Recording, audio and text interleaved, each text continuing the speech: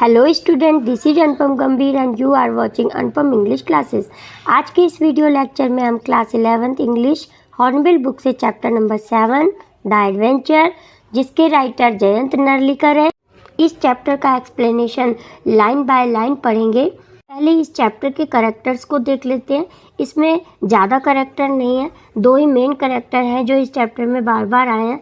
Professor Gangadhar Gaitonde हैं जो कि एक हिस्टोरियन है, और राजेंद्र देश पांडे हैं जो कि उनके फ्रेंड हैं। यही दो कैरेक्टर हैं जो स्टोरी में बार बार आए हैं। स्टूडेंट्स, ये चैप्टर थोड़ा सा टिपिकल है, लेंथी है, बट डोंट वरी, इतना इजी एक्सप्लेनेशन है जो कि आप पढ़ेंगे तो आपको कोई और वीडियो देखने की नीड नहीं रहेगी। तो चलिए स्टार्ट करते हैं। जयंत नरलिकर के द्वारा लिखा गया चैप्टर द एडवेंचर। स्टूडेंट्स, पहले इस चैप्टर का थोड़ा सा ओवरव्यू देख लेते हैं। स्टूडेंट्स, ये चैप्टर प्रोफेसर गंगाधर गायटोंडे पर बेस्ड है जो कि एक हिस्टोरियन है, यानी हिस्ट्री के प्रोफेसर हैं। वो एक कार में बैठकर आज़ाद मैदान जो कि मुंबई में है, वहाँ एक लेक्चर डिलीवर करने जा रहे थे। वह उनका 1000वां लेक्चर था जिसका topic what were the implications of catastrophe theory on the third battle of Panipat. जब वह कार में बैठकर जा रहे थे तो उनकी कार का एक्सीडेंट हो जाता है और उनकी कार ट्रक के साथ कोलाइड कर जाती है और वे 2 दिन के लिए कोमा में चले जाते हैं, और कोमा में ही वे पैरेलल वर्ल्ड में चले जाते हैं। पैरेलल वर्ल्ड का मीनिंग होता है स्टूडेंट्स ख्याली दिमाग, मतलब इमेजिन करने लगते हैं। यानी एक तो हिस्ट्री जिसकी वास्तविकता उनको पता थी कि थर्ड बैटल ऑफ पानीपत में मराठा हार गए थे और अफगान जीत गए थे, और उसके बाद ब्रिटिशर ने हिंदुस्तान पर राज किया था। लेकिन कोमा में जाने की वजह से उन्होंने इसका अपोजिट सोचा कि अफगान हार गए थे और मराठा जीत गए थे, लेकिन सच्चाई तो हम सबको पता ही थी। और इसी प्रकार वे कोमा में ही आज़ाद मैदान बॉम्बे में गए और इंडिया को भी उन्होंने स्लेव नहीं देखा, जबकि इंडिया स्लेव था। और आज़ाद मैदान में वे चेयरपर्सन की सीट पर बैठ जाते हैं और लेक्चर डिलीवर करने लगते हैं, लेकिन ऑडियंस नाराज़ होती है और उनको चेयरपर्सन की सीट से उठाकर नीचे, यानी स्टेज से नीचे उतार देती है।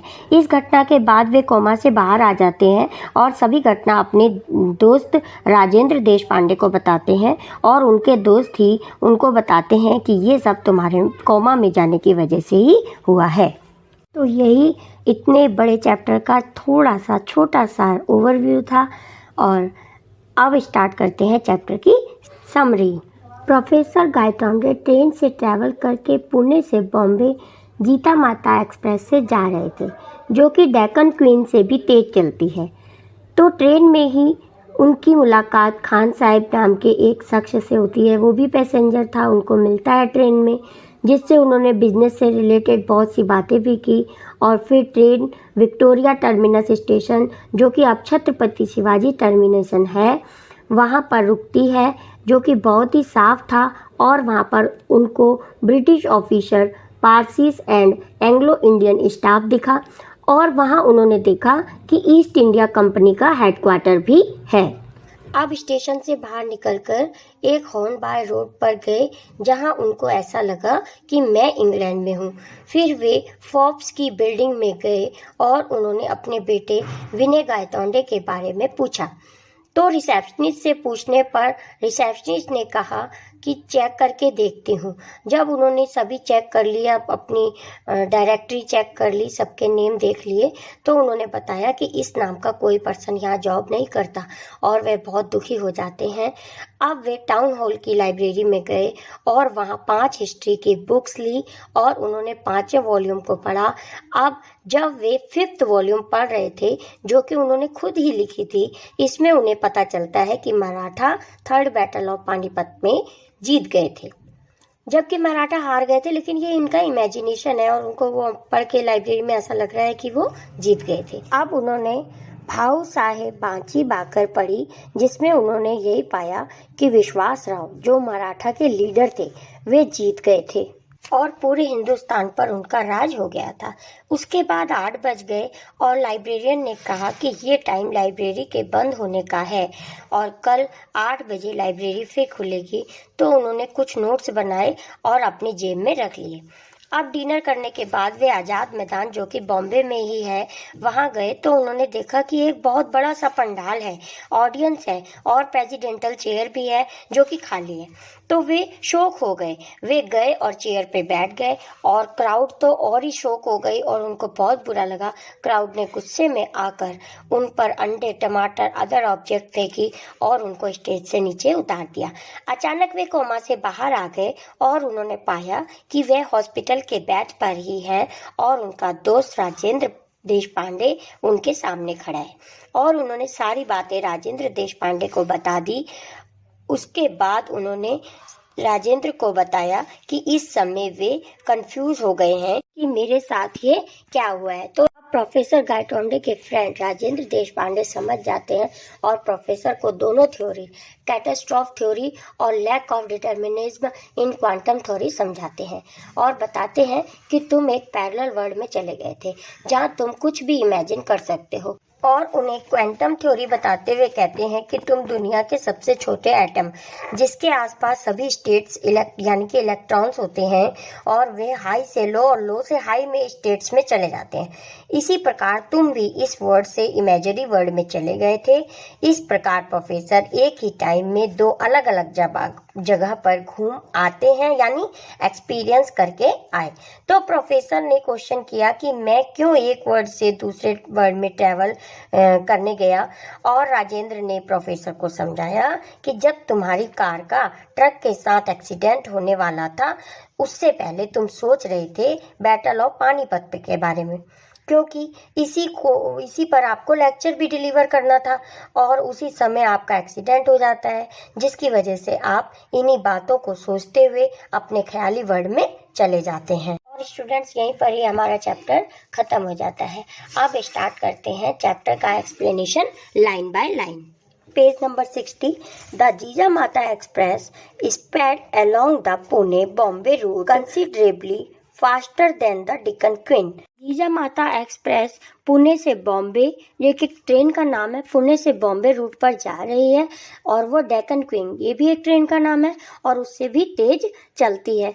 तो स्टूडेंट्स, यहाँ पे ये नहीं बता रहे हैं कि वो कार से आए थे और उनका एक्सीडेंट हुआ, कार से जा रहे थे बॉम्बे, जहाँ अब भी वो बॉम्बे रहे हैं, पहले भी बॉम्बे जा रहे थे, पैरेलल वर्ल्ड में भी और एक्चुअल में भी। लेकिन अब जब वो पैरेलल वर्ल्ड में है, यानी कि कोमा में चले गए, एक्सीडेंट के बाद की सिचुएशन यहाँ शो की गई है और बताया गया है कि वे ट्रेन से जा रहे हैं, क्योंकि ये सब वो इमेजिन कर रहे हैं। स्टूडेंट, जब प्रोफेसर गायटोंडे का एक्सीडेंट हुआ था, उस समय भी वे लेक्चर देने के लिए बॉम्बे जा रहे थे, लेकिन वहाँ उनका एक्सीडेंट हो गया और वे कोमा में चले गए। अब ये जो भी सिचुएशन शो की जा रही है, ये पूरी सिचुएशन उनकी इमेजिनरी है। वो कुछ भी सोच सकते हो कि इमेजिन में तो हम कुछ भी इमेजिन कर सकते हैं ना, किसी कुछ भी सोच सकते हैं कि जैसे हम उड़ रहे हैं आसमान में, लेकिन एक्चुअल में तो नहीं हम उड़ सकते ना। तो ऐसे ही वो भी इमेजिन कर रहे हैं, जहाँ वो कार से रहे थे, एक्सीडेंट हो गया, लेकिन अब वो इमेजिन कर रहे हैं कि मैं एक ट्रेन से जा रहा था और वो ट्रेन से जा रहा था जो कि डेक्कन क्वीन से भी चलती है और उसका नाम है जीजामाता एक्सप्रेस। तो there were no industrial townships outside Pune, और वहाँ पुणे में बाहर की तरफ कोई भी टाउनशिप्स, वो कह रहे हैं कोई भी टाउन या नगर वगैरह नहीं। The first stop Lonavala came in 40 minute, और पहला ही स्टॉप लोनावाला 40 मिनट्स के अंदर अंदर आ गया, यानी कि 40 मिनट्स में ही आ गया। The ghat section that followed was no different from what he knew, और जो घाट सेक्शन मतलब पार्ट, जो भी घाट सेक्शन थे, मतलब कि वेस्टर्न घाट पे थे ना, बॉम्बे से, पुणे से बॉम्बे जा रहे थे। अब बॉम्बे यहाँ क्यों कहा गया है, अब तो मुंबई हो गया है, पहले उसका नाम बॉम्बे था इसीलिए बॉम्बे कहा गया है। तो वो घाट सेक्शन को कह रहे हैं जो जैसे पहले थे वैसे ही है, यानी कि पैरेलल वर्ल्ड में भी उनको वैसा ही दिखाई दे रहा है। The train stopped at Karjat only briefly and went on at even greater speed. Train बहुत ही स्पीड से चल रही थी और कुछ ही टाइम में करजत स्टेशन पर पहुंची और वहाँ थोड़ी सी देर के लिए रुकी। It rode through कल्याण, और स्पीड से ही चलते हुए वह कल्याण, ये भी एक स्टेशन का नाम है, वहाँ पहुँच गई। Meanwhile, the racing mind of Professor Gaitonde had arrived at a plan of action in Bombay. उसी समय रेसिंग माइंड का मतलब होता है बहुत तेज़ चल रहा था, मतलब दिमाग में बहुत उनके विचार आ रहे थे। तो उनका रेसिंग माइंड, प्रोफेसर गायटोंडे का रेसिंग माइंड सोचता है कि अपने प्लान के बारे में सोच रहा है, यानी कि बॉम्बे में जाके जो भी वो करेंगे उसी प्लान के बारे में वो सोच रहे हैं। Indeed as a historian he felt he should have thought of it sooner. और वो उनका माइंड ये भी सोच रहा है कि जो भी उन्होंने करना था, वहाँ जो भी स्पीच देनी थी उसके बारे में और पहले ही उन्होंने ये प्लान बना लेना चाहिए था। He would go to a big library and browse through history books। और वे ये भी सोचते हैं कि वहाँ बॉम्बे में जाके वे एक बहुत बड़ी सी लाइब्रेरी में जाएंगे और वहाँ हिस्ट्री की बुक्स पढ़ेंगे। ब्राउज की मीनिंग होती है टू रीड थ्रू, यानी कि हिस्ट्री के बुक के थ्रू वो और भी हिस्ट्री के बारे में जानेंगे। That was the surest way of finding out how the present state of affair was. और कहते हैं कि ये एक सही तरीका है जिससे वो हिस्ट्री की बुक पढ़ के पता लगा पाएंगे कि कहाँ पर हिस्ट्री में चेंज आया है। He also planned eventually to return to Pune and have a long talk with Rajendra Deshpande, who would surely help him understand what had happened। अब ये राजेंद्र देश पांडे जो हैं वो प्रोफेसर गंगाधर गायटोंडे के फ्रेंड हैं। वो ये कह रहे हैं कि मैं जब पुणे से बॉम्बे जा रहे थे ना, और वो सोचते हुए जा रहे थे कि जब मैं वापस आऊँगा बॉम्बे से पुणे तो मैं अपने दोस्त राजेंद्र देश पांडे को ये सारी बात बताऊँगा और वे मुझे इन सब को समझने में, हिस्ट्री को समझने में मेरी हेल्प करेंगे। That is assuming that in this world there exists someone called Rajendra देश पांडे। अब वे सोच रहे हैं कि राजेंद्र देश पांडे को मैं जो कुछ भी बताऊंगा क्या वे ये सब एग्जिस्ट कर पाएंगे। मतलब उनको ख्याली दिमाग में ये सब बातें सोच रहे हैं और वो कह रहे हैं कि जब मैं वापस आके ये सभी बातें अपने फ्रेंड राजेंद्र देश पांडे को बताऊंगा तो क्या वे सचमुच ही इन सब बातों को एग्जिस्ट कर पाएंगे। The train stopped beyond the long tunnel. अब वहाँ पर एक बहुत बड़ा सा टनल आता है, लंबा सा, तो उससे पहले ही की ट्रेन स्टॉप हो जाती है, रुक जाती है। It was a small station called सरहद। और एक ये छोटा सा स्टेशन था जिसका नाम सरहद था। An Anglo Indian in uniform went through the train checking permits. Permit की मीनिंग स्टूडेंट्स है यहाँ पे टिकट। एंग्लो इंडियन की मीनिंग होती है British people who working in India. तो वो लोग, ब्रिटिश के लोग जो इंडिया में वर्क करते हैं, तो वो ऐसा इमेजिन कर रहे हैं, वे सोच रहे हैं कि एंग्लो इंडियन आते हैं और मेरी टिकट को चेक करते हैं।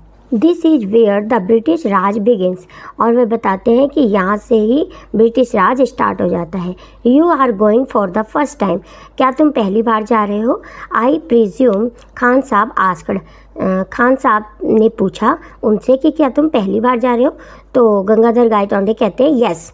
The reply was factually correct. क्योंकि रिप्लाई बिल्कुल सही था। पहले तो वो बहुत बार बॉम्बे गए थे, लेकिन जहाँ से जैसे ये ब्रिटिश राज स्टार्ट हो रहा है तो ऐसे बॉम्बे वो पहली बार ही जा रहे थे क्योंकि वो इमेजिन में जा रहे थे। Gangadhar Pant had not been to this Bombay before. तो इस बॉम्बे में वे पहले कभी नहीं गए थे। He ventured a question. अब एक क्वेश्चन फिर पूछते हैं। And Khan Sahab how will you go to Peshawar. और खान साहब से कहते हैं कि तुम पेशावर कैसे जाओगे? This train goes to the Victoria Terminus. यह ट्रेन विक्टोरिया टर्मिनस तक जाएगी। विक्टोरिया टर्मिनस किसे कहते हैं? जो आप छत्रपति शिवाजी टर्मिनस के नाम से बॉम्बे में जाना जाता है, उसे विक्टोरिया टर्मिनस कहते थे पहले। तो कह रहे हैं कि ये विक्टोरिया टर्मिनस तक जाएगी। I will take the Frontier Mail. और वहाँ से मैं दूसरी ट्रेन जिसका नाम फ्रंटियर मेल है, tonight out of the central. और वहाँ सेंट्रल से मैं फ्रंटियर मेल नाम की ट्रेन से जाऊँगा। How far does it go. और वह कितनी दूर तक जाएगी? By what route. और कौन से रूट से जाएगी? तो खान साहब उन्हें बताते हैं Bombay to Delhi, then Lahore and then Peshawar. फिर वो खान साहब जी कहते हैं कि पहले ये बॉम्बे से दिल्ली जाएगी और फिर लाहौर जाएगी और लाहौर से फिर ये पेशावर जाएगी। A long journey, I will reach Peshawar the day after tomorrow. ये बहुत लंबी जर्नी है और मैं परसों तक पेशावर पहुंच जाऊंगा। Thereafter, Khan Sahib spoke a lot about his business and Gangadhar Pant was willing listener। अब वे दोनों कन्वर्सेशन करते हैं किसके बारे में? जो खान साहब हैं वो अपने बिजनेस के बारे में बहुत सी बातें गंगाधर पंत को बताते हैं और उनको भी, गंगाधर पंत जी को भी ये सुनना बहुत ही अच्छा लगता है। for in that way he was able to get some flavor of life in this India that was so different। अब क्योंकि उनको ये बातें सुनने इसलिए अच्छा लगता है क्योंकि वो जो भी बिज़नेस के इंडिया के बारे में बातें बता रहे थे वो उन्होंने पहले कभी नहीं सुनी थी, तो इसलिए उनको वह बातें सुनना बहुत ही अच्छा लगता है। The train now passed through the suburban rail traffic. अब सबर्बन रेल ट्रैफिक, सबर्बन की मीनिंग स्टूडेंट्स होती है रेजिडेंटल एरिया। अब कोई रेजिडेंटल एरिया, वहाँ छोटे छोटे विलेज या टाउन्स आगे होंगे, तो अब वहाँ धीरे धीरे से ट्रेन चल रही है, धीरे धीरे से निकल रही है। The blue carriage carried the letters GBMR on the side. अब ये जो खान साहब उन्हें बताते हैं प्रोफेसर को कि ये जो ब्लू कलर के कैरेज, जो ट्रेन के कैरेजेस हैं, उसके ऊपर GBMR लिखा है और उसकी फुल फॉर्म है greater Bombay metropolitan railway. Explain Khan साहब। एक्सप्लेन करते हैं कौन? खान साहब। किसको? प्रोफेसर को। बताते हैं कि ये जो ब्लू कलर के कैरेज है, ट्रेन के डिब्बे हैं, इन पे GBMR लिखा है जिसकी full form greater Bombay metropolitan railway है। Next, see the tiny Union Jack painted on each carriage. और छोटे छोटे अक्षरों में हर कैरेज के ऊपर लिखा हुआ है। ये क्या लिखा हुआ है? GBMR।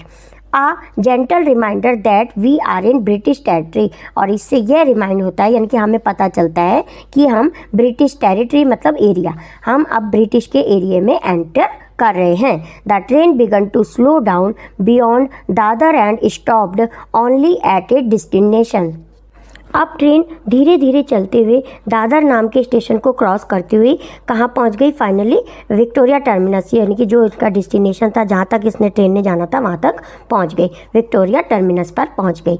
The station looked remarkably neat and clean. जो स्टेशन था बहुत ही साफ़ सुथरा था। The staff was mostly made up of Anglo Indian Parsis along with the handful of British officer. कह रहे हैं वहाँ पे स्टाफ जो था, 3 स्टाफ थे। वो कौन कौन से थे? एंग्लो इंडियन यानी कि ब्रिटिश से आकर जो इंडिया में जॉब करते हैं वो थे, कुछ पारसीज थे, और मुट्ठी भर, हैंडफुल, मुट्ठी भर यानी कि थोड़े बहुत ब्रिटिश ऑफिसर्स भी थे। As he emerged from the station, और जैसे ही वे स्टेशन से बाहर निकले, Gangadhar Pant found himself facing an imposing building. अब वहाँ गंगाधर पंत जी को उन्होंने क्या पाया? उन्होंने एक बहुत ही इम्पोजिंग की मीनिंग स्टूडेंट्स होती है इम्प्रेसिव यानी कि प्रभावशाली, बहुत ही प्रभावशाली एक बिल्डिंग उन्होंने देखी। The letters on it proclaimed its identity to those who did not know this Bombay landmark. Proclaim की स्टूडेंट्स मीनिंग होती है अनाउंस करना, और उस बिल्डिंग के ऊपर जो लेटर्स लिखे हुए थे वो अनाउंस कर रहे थे, आइडेंटिटी उसको बता रहे थे कि ये बॉम्बे का लैंडमार्क है। मतलब जो नहीं जानते हैं कि ये बॉम्बे है तो वो उसके बारे में बता रहे थे कि हाँ ये बॉम्बे है। और उस बिल्डिंग पे क्या लिखा हुआ था? East India house headquarters of the East India company. तो ये वो बिल्डिंग के ऊपर जो लिखा हुआ था बड़े बड़े अक्षरों में कि ये ईस्ट इंडिया कंपनी का ये हेडक्वार्टर है और ये ईस्ट इंडिया कंपनी ही है। और यहाँ गंगाधर पंत गायटोंडे जी सोच रहे हैं कि ये जो हमारा इंडिया है अभी भी ब्रिटिशर का स्लेव्स है, मतलब आज़ाद नहीं हुआ है, अभी भी उन्हीं का गुलाम है, क्योंकि वो सब ये बातें क्या है, ये सब इमेजिन ही कर रहे हैं। Prepared as he was for many shocks, professor Gaitonde had not expected this. तो प्रोफेसर गायटोंडे ऐसा ही प्रिपेयर अपने माइंड को कर चुके थे कि मेरे को बहुत सारे शौक लग रहे हैं, मतलब ऐसा बहुत सारा चेंज होने वाला है, वो अपने माइंड को ऐसे ही प्रिपेयर कर चुके थे। The East India company had been wounded up shortly after the events of 1857। 1857 से पहले एक रिवॉल्ट हुआ था जिसके बाद ईस्ट इंडिया कंपनी यहाँ से चली गई। At least that is what history book said, और ऐसा ही हिस्ट्री की बुक्स में भी लिखा हुआ है। Yet here it was not only alive but flourishing, लेकिन फिर भी यह बिल्डिंग यहाँ पर अलाइव है यानी कि जिंदा है, बट फ्लॉरिशिंग और सक्सेसफुली ग्रो कर रही है, क्योंकि वो सब कुछ ये इमेजिन कर रहे हैं। So history had taken a different turn, इस प्रकार हिस्ट्री में एक टर्न हुआ, परहैप्स बिफोर 1857 के रिवॉल्ट के बाद। How and when had it happen, लेकिन ये कैसे और कब हुआ, he had to find out, इस सब को जानना चाहते हैं professor Gaitonde. As he walked along Hornby Road, और जब वो हॉर्नबाय रोड पे चल रहे थे, वो भी बॉम्बे में एक रोड होगी, प्लेस होगा जहाँ पे वो चल रहे थे, as it was called he found a different set of shops and office building. तो वहाँ पे उन्होंने बहुत सारी शॉप्स देखी और ऑफिस बिल्डिंग्स देखी। There was no handloom house buildings, लेकिन वहाँ कोई भी हैंडलूम हाउस बिल्डिंग नहीं थी. Instead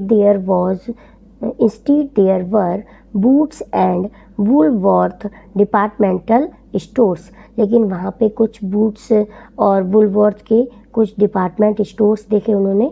imposing offices of Lloyds, Barclays and other British bank as in the typical high street of a town in England. तो उनको कुछ भी जैसा कि बॉम्बे में उन्होंने पहले सब देखा हुआ था वैसी कोई बिल्डिंग्स नहीं दिखाई दे रही थी. और उनको क्या दिखा रहा था वहाँ पे, उनकी बजाय उन बिल्डिंग्स की बजाय उनको बूट्स एंड वुलवर्थ्स डिपार्टमेंटल स्टोर दिख रहे थे और ब्रिटिशर्स के कुछ बैंक दिख रहे थे जैसे कि लियोट्स हैं, बार्कलेज हैं, ऐसे ही ब्रिटिश के बैंक दिख रहे थे वहाँ पे. और as in a typical high street of a town in England, और उनको ऐसा बिल्कुल फील हो रहा था कि वो इंडिया में नहीं है और एक इंग्लैंड के किसी टाउन में है. Now we come on page number 62. He turned right along Home Street and entered Forbes building. फिर वह मुड़ते हैं वहाँ से राइट की तरफ और एक बिल्डिंग में जाते हैं, फॉर्ब्स बिल्डिंग में जाते हैं. I wish to meet Mr. Vinay Gaitonde, please, he said to the English receptionist. वहाँ पे इंग्लिश रिसेप्शनिस्ट होती हैं, उनसे वो पूछते हैं कि मैं मिस्टर विनय गायटोंडे कौन है, उनके बेटे, कि मैं मिस्टर विनय गायटोंडे से मिलना चाहता हूँ. अब ये सब कुछ वो इमेजिन कर रहे हैं, एक्चुअल में उनके कोई बेटे नहीं है वहाँ पे वर्क करते, लेकिन वो इमेजिन कर रहे हैं ना, तो वो ऐसे सोचते हैं कि वहाँ पे मेरा बेटा है, विनय गायटोंडे है और वहाँ जॉब करता है, और वहाँ जाके रिसेप्शनिस्ट से पूछते हैं.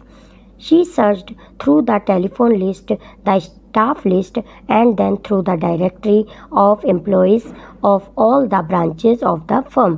अब वो फर्म की सारी डायरेक्टरीज चेक करती हैं. डायरेक्टरी किसे कहते हैं? A book containing list of information of name, addresses, telephone numbers. तो वह सब कुछ अपनी डायरेक्टरी चेक करती हैं, सब स्टाफ लिस्ट भी चेक करती हैं और फिर अपने एम्प्लॉय की लिस्ट भी चेक करती हैं.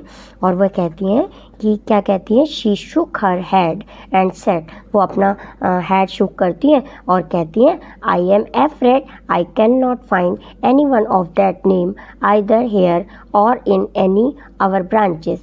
और कहती हैं कि मैं श्योर हूँ कि हमारी ब्रांच में या हमारे अदर ब्रांच में इस नाम का कोई पर्सन वर्क नहीं करता. Are you sure he works here, क्या आपको श्योर है कि वो यहीं पे काम करते हैं?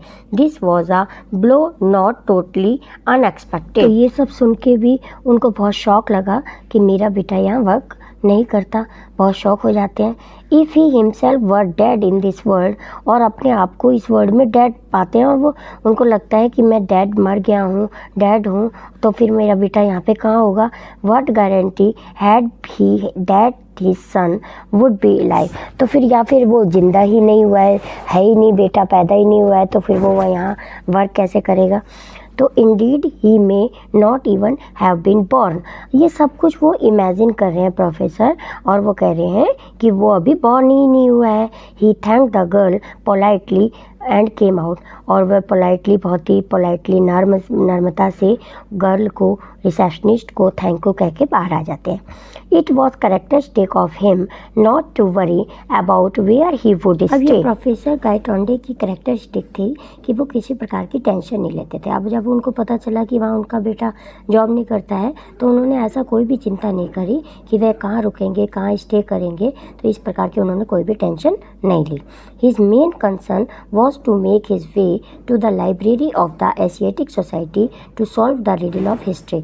अब उनका एक ही कंसर्न था, एक ही ध्यान, उनका एक ही ध्यान था कि उन्हें हिस्ट्री के बारे में पता लगाने के लिए, रिडल मतलब मिस्ट्री, हिस्ट्री की मिस्ट्री को पता लगाने के लिए उन्हें एशियाटिक सोसाइटी लाइब्रेरी में जाना है. Grabbing a quick lunch at a restaurant.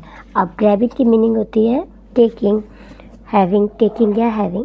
तो उन्होंने जल्दी से कुछ थोड़ा सा लंच किया और he made his way to town hall, और वे टाउन हॉल की तरफ चले गए. टाउन हॉल में वही जगह है जहाँ पे एशियाटिक लाइब्रेरी है, बहुत बड़ी सी लाइब्रेरी है बॉम्बे में, वहाँ चले गए. Yes, to his relief the town hall was there. अब पहले तो सब कुछ उनको शॉक लग रहा था, डिफरेंट लग रहा था सब कुछ, लेकिन अब टाउन हॉल पहुंच के उनको लगा कि हाँ, अब उन्होंने रिलीफ किया कि हाँ, ये वही टाउन हॉल है और वहाँ पे लाइब्रेरी है, and it did house the library, और वहाँ पे वही लाइब्रेरी भी है। He entered the reading room and asked for a list of history books including his own. अब उन्होंने रीडिंग रूम में एंट्री किया और वहाँ पे उन्होंने इंक्लूडिंग की मीनिंग होती है having something as a part of group set. तो वहाँ पे उन्होंने हिस्ट्री के कुछ ग्रुप का बुक्स का सेट मांगा पढ़ने के लिए। एंड ऑन मतलब उसने अपनी भी क्योंकि वो हिस्ट्री के प्रोफेसर थे, हमें पता है कि वह क्या थे, हिस्टोरियन थे, हिस्ट्री के प्रोफेसर थे, तो उनके द्वारा लिखी गई भी उन्होंने वहाँ से वो बुक मांगी, मतलब सर गिविने गाइटोंडे की बुक दे दो, ऐसा भी उन्होंने कहा। His 5 volume duly arrive on his table. अब उनके टेबल पे ये 5 वॉल्यूम आ गई। वॉल्यूम का मतलब होता है पार्ट 1 पार्ट 2 कहते हैं ना जैसे, तो ऐसे ही 5 वॉल्यूम उनके पास आ गई। He started from the beginning, और उन्होंने स्टार्टिंग से पढ़ना स्टार्ट कर दिया। Volume 1 took the history up to the period of Ashoka. अब वॉल्यूम 1 में अशोका के पीरियड का सारा कुछ मेंशन था उसमें। Volume 2 up to Samudragupta. अब वॉल्यूम 2 में समुद्रगुप्त तक का मेंशन था। Volume 3 up to Mohammad Ghori, और वॉल्यूम 3 में मोहम्मद गौरी के बारे में सब कुछ उसमें मेंशन था। And volume 4 up to the death of Aurangzeb, और वॉल्यूम 4 में औरंगजेब के डेथ के बारे में सब कुछ वहाँ दिया हुआ था। Up to this period history was he knew it, और जैसा कि हिस्ट्री के हुआ था, हिस्ट्री में वैसा जैसा भी हुआ था वैसा ही उनको सब कुछ पढ़ने को देखने को वहाँ मिला। The change इवेंटली had occurred in the last volume, लेकिन लास्ट वॉल्यूम में उनको कुछ चेंज दिखाई दिया। एवेंटली की मीनिंग होती है क्लियरली, स्पष्ट रूप से उनको कुछ चेंज दिखाई दिया। Reading volume 5 from both the ends in words, Gangadhar Pant finally converged on the precise moment where history had taken a different turn. अब जब 4 वॉल्यूम तक उन्होंने पढ़ लिया तो उन्हें कोई भी चेंज नहीं लगा, जैसा था हिस्ट्री में उनको वैसा ही पढ़ने को मिला। लेकिन जैसे ही उन्होंने 5th वॉल्यूम को पढ़ा तो उन्होंने 5th वॉल्यूम को आगे से भी और पीछे से भी दोनों साइड से पढ़ना स्टार्ट कर दिया। और गंगाधर फाइनली कन्वर्ज्ड, और कन्वर्ज का मतलब वो एक पॉइंट पर आकर रुक गए। मूव टुवर्ड्स अ पॉइंट, यानी कि एक बिंदु पर आके रुके। और प्रिसाइज की मीनिंग होती है एग्जैक्ट, तो वो एग्जैक्ट मोमेंट उनको पता चला कि जहाँ पे हिस्ट्री ने एक टर्न लिया। हिस्ट्री कहाँ पे टर्न हुई, जब उन्होंने 5th वॉल्यूम आगे पीछे से पढ़ रहे थे तो वो एक पॉइंट पर आके रुके और वहाँ पे उन्हें एग्जैक्ट पता चल गया कि यहाँ हिस्ट्री में कोई टर्न आया है, यानी यहाँ पे आके वो थोड़ा सा कंफ्यूज हो जाते हैं।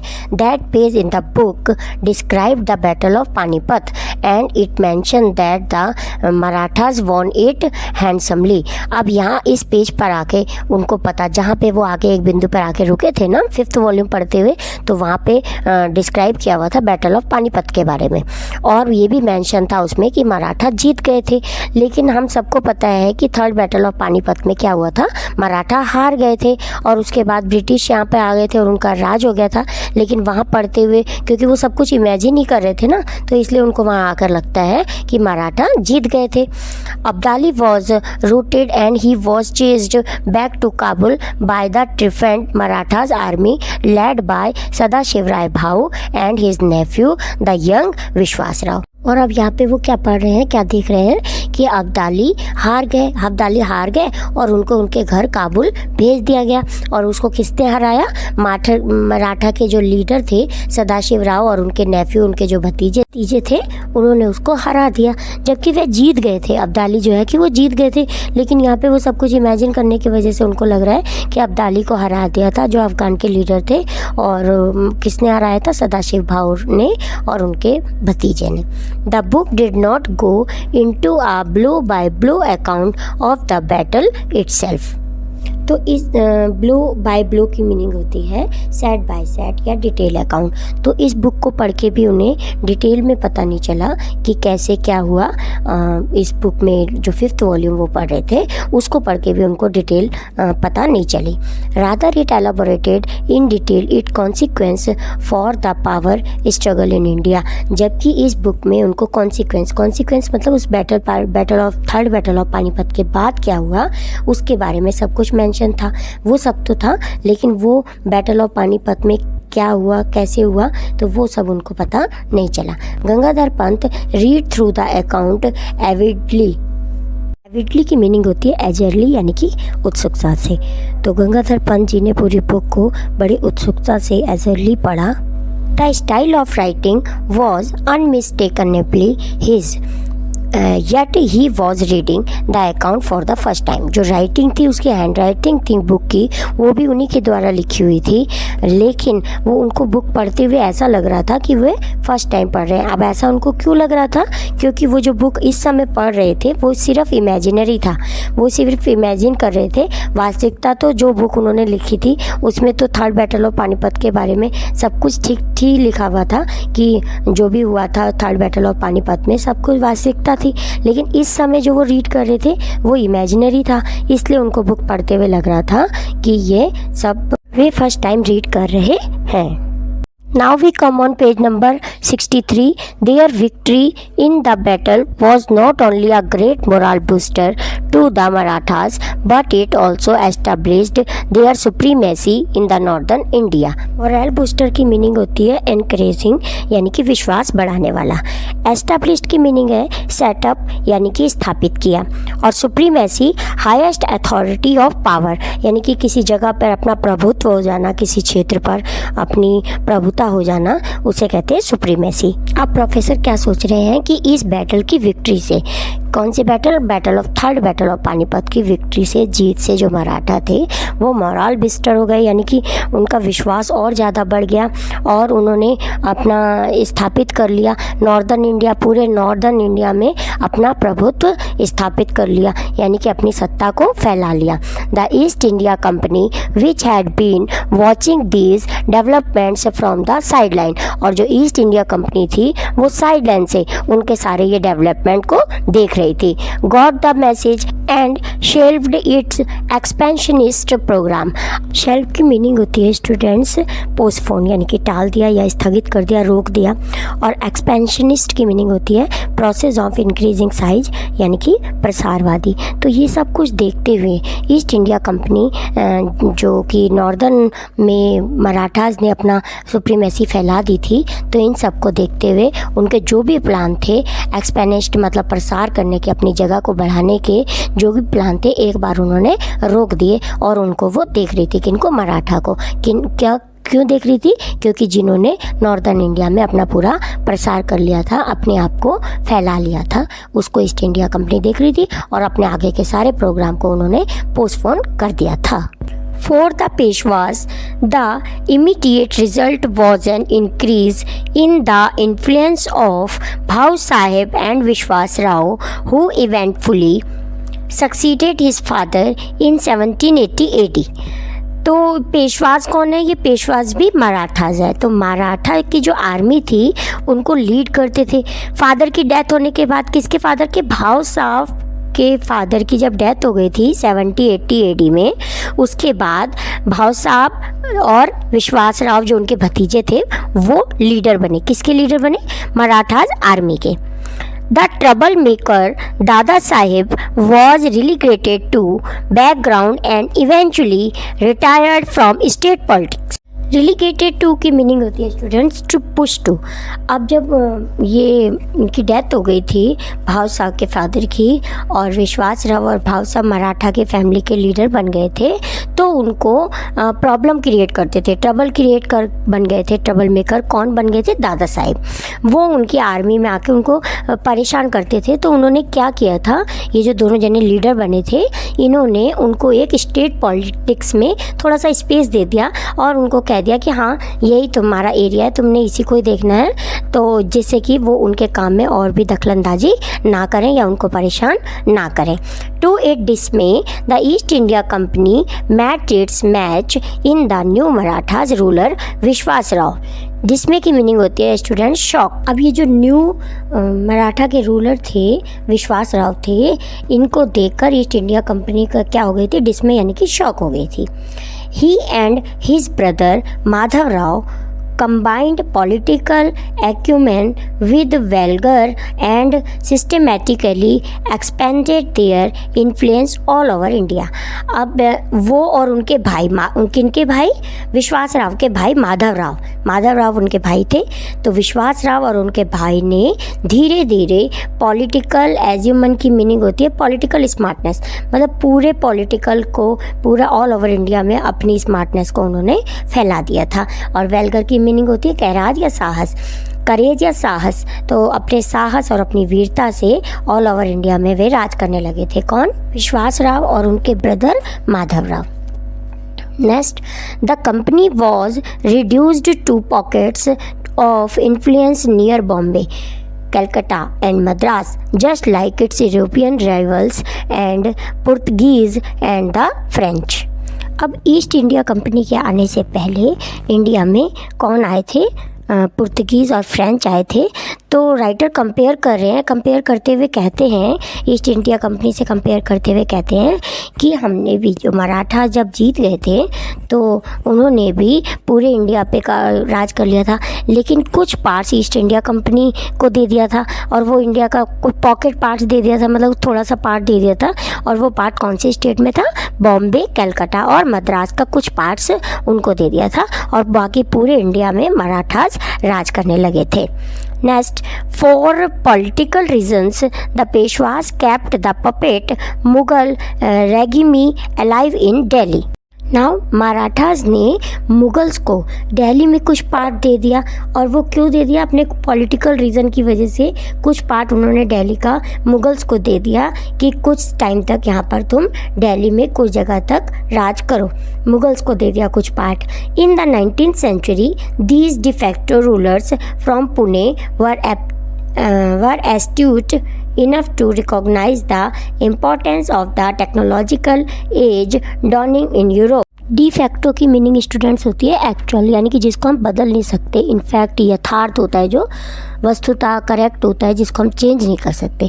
जैसे हम कह सकते हैं कि सूरज पूरब से निकलता है तो वो निकलता है, उसको कोई चेंज नहीं कर सकता, तो उसे कहते हैं डिफेक्टो। नेक्स्ट है एस्ट्यूट, यानी कि क्राफ्टी पर्सन, जो बहुत चतुर चालाक होते हैं। नेक्स्ट है रिकॉग्नाइज का मतलब होता है आइडेंटिटी, पहचान। और नेक्स्ट है डॉनिंग का मतलब होता है बिगनिंग टू अपीयर, यानी कि प्रारंभ होना, किसी चीज़ की शुरुआत होना। तो 19th century में जब मराठा इंडिया पे राज कर रहे थे तो वो देख रहे थे कि यूरोप में बहुत सारे डॉनिंग, यानी कि बहुत सारी टेक्नोलॉजी, नई टेक्नोलॉजी का आरंभ हो रहा है। डॉनिंग यानी कि स्टार्टिंग हो रही है, तो वो ये सब चीज़ें देख रहे थे। कौन देख रहे थे? मराठा। तो दे setup their own centres for science and technology. तो इसी कारण उन्होंने अपने साइंस और टेक्नोलॉजी के काफ़ी सेंटर्स यहाँ सेटअप करे। कहाँ? इंडिया में। Here the East India Company saw another opportunity to extend its influence. और जब ईस्ट इंडिया कंपनी ने देखा कि ये तो उससे प्रभावित हो रहे हैं और अपना एक्सटेंड कर रहे हैं, तो उन्होंने मराठास को अपॉर्चुनिटी देने की सोची। It offered aid and experts, उन्होंने अपनी हेल्प दिए, एड्स मतलब हेल्प दिए और एक्सपर्ट्स दिए।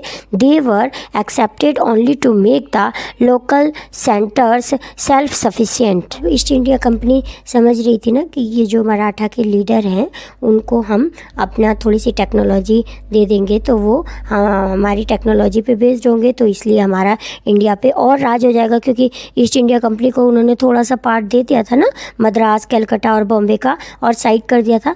तो ईस्ट इंडिया कंपनी ने सोचा कि अगर हम इनकी हेल्प करेंगे टेक्नोलॉजी में तो इससे हम अपना क्षेत्र इंडिया में और बढ़ा सकते हैं। तो उन्होंने कहा कि हम एक्सेप्ट करते हैं, मतलब यहाँ पे मराठास ने कहा कि हम उनकी ये जो अपॉर्चुनिटी उन्होंने दी है टेक्नोलॉजी की ईस्ट इंडिया कंपनी ने, इसको एक्सेप्ट कर देते हैं और बाद में फिर सेल्फ सफिशिएंट हो जाएंगे। मतलब जब ये सीख जाएंगे, हमारे इंडियंस लोग सीख जाएंगे, तो उनको कह देंगे बस हाँ अब हमें तुम्हारी नीड नहीं है, तो हम अब सेल्फ सफिशिएंट हो जाएंगे। The 20th century brought about further changes inspired by the west. जब 20वीं सदी आई तो वो बहुत ही इंस्पायर हुए, किससे हुई? वेस्टर्न कंट्री से। और यहाँ पे भी इंडिया में भी बहुत सारे चेंजेस होने लगे। India moved towards a democracy. और इंडिया जो है, इंडिया में पूरी डेमोक्रेसी आ चुकी थी, यानी कि इंडिया में अब राजा महाराजा राज नहीं करेंगे, यानी कि यहाँ इलेक्शन होगा और मिनिस्टर, चीफ मिनिस्टर वगैरह बनेंगे इलेक्शन के through. By then the Peshwas had lost their enterprise and they were gradually replaced by democratic elected bodies. अब जो वहाँ राजा महाराजा पेशवाज थे वो समझ गए थे इंडिया धीरे धीरे डेमोक्रेसी की तरफ जा रहा है और यहाँ इलेक्शन होंगे। The sultanate at Delhi survived even this transition largely because it held no real influence। तो जो यहाँ चेंज आ गया था इंडिया में कि किंगडम से डेमोक्रेसी की तरफ इंडिया आ गया था, तो इससे ज़्यादा प्रभाव नहीं हुए। कौन चेंज नहीं हुआ? ट्रांजिशन का मतलब होता है चेंज होना, तो इससे ज़्यादा चेंज नहीं हुए, प्रभावित नहीं हुए। कौन? दिल्ली सल्तनत, क्योंकि मुगल्स के पास थोड़ा बहुत ही पार्ट था ना इंडिया का, तो इससे ज़्यादा फ़र्क नहीं पड़ा उनको कि पहले किंगडम था और अब डेमोक्रेसी आ गई, तो इससे उनको ज़्यादा फ़र्क नहीं पड़ा। तो यहाँ स्टूडेंट्स इस चैप्टर का सेकेंड पार्ट कंप्लीट होता है। मिलते हैं नेक्स्ट थर्ड पार्ट में आपसे। Thank you so much for watching. Hello students, कैसे हैं आप सब? I hope you are very well. तो इसी अच्छी सी बात से स्टार्ट करते हैं अपनी स्टोरी द एडवेंचर का थर्ड पार्ट, जो कि page number 63 last second paragraph में है।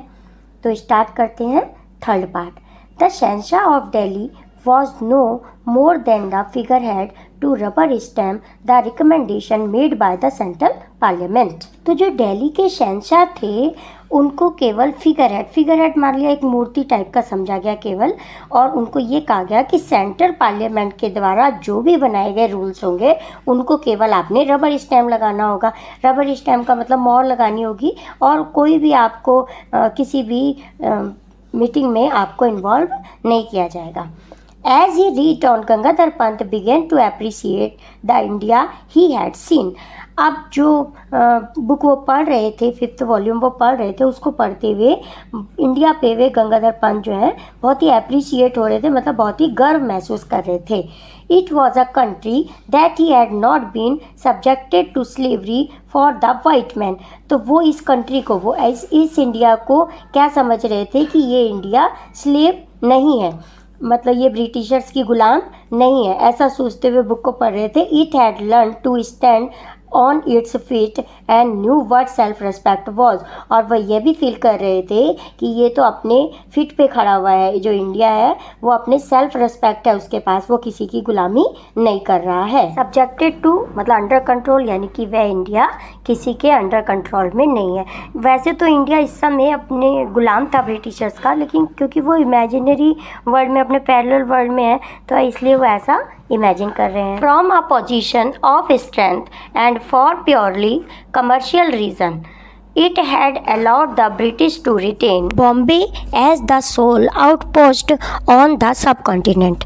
अब बुक पढ़ते हुए प्रोफेसर ये देख रहे हैं, बुक में पढ़ रहे हैं और कह रहे हैं कि जो उनको पोजीशन, थोड़ी सी पोजीशन दे दी गई थी, किसको? ब्रिटिशर्स को। कहाँ पर? बॉम्बे में।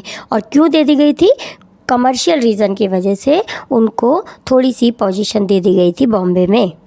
That lease was to expire in the year 2001 according to the Treaty of 1908। तो जो ये पावर उनको बॉम्बे को दे दी गई थी, बॉम्बे की पावर ब्रिटिशर्स को दे दी गई थी, तो ये लीज़ की मीनिंग होती है लीगल एग्रीमेंट। तो ये एग्रीमेंट किया गया था। ये एग्रीमेंट कब एक्सपायर हो जाना था? 2001 में। और 2001 में एक्सपायर हो जाने के बाद बॉम्बे में भी पूरा इंडिया का ही राज हो जाना था।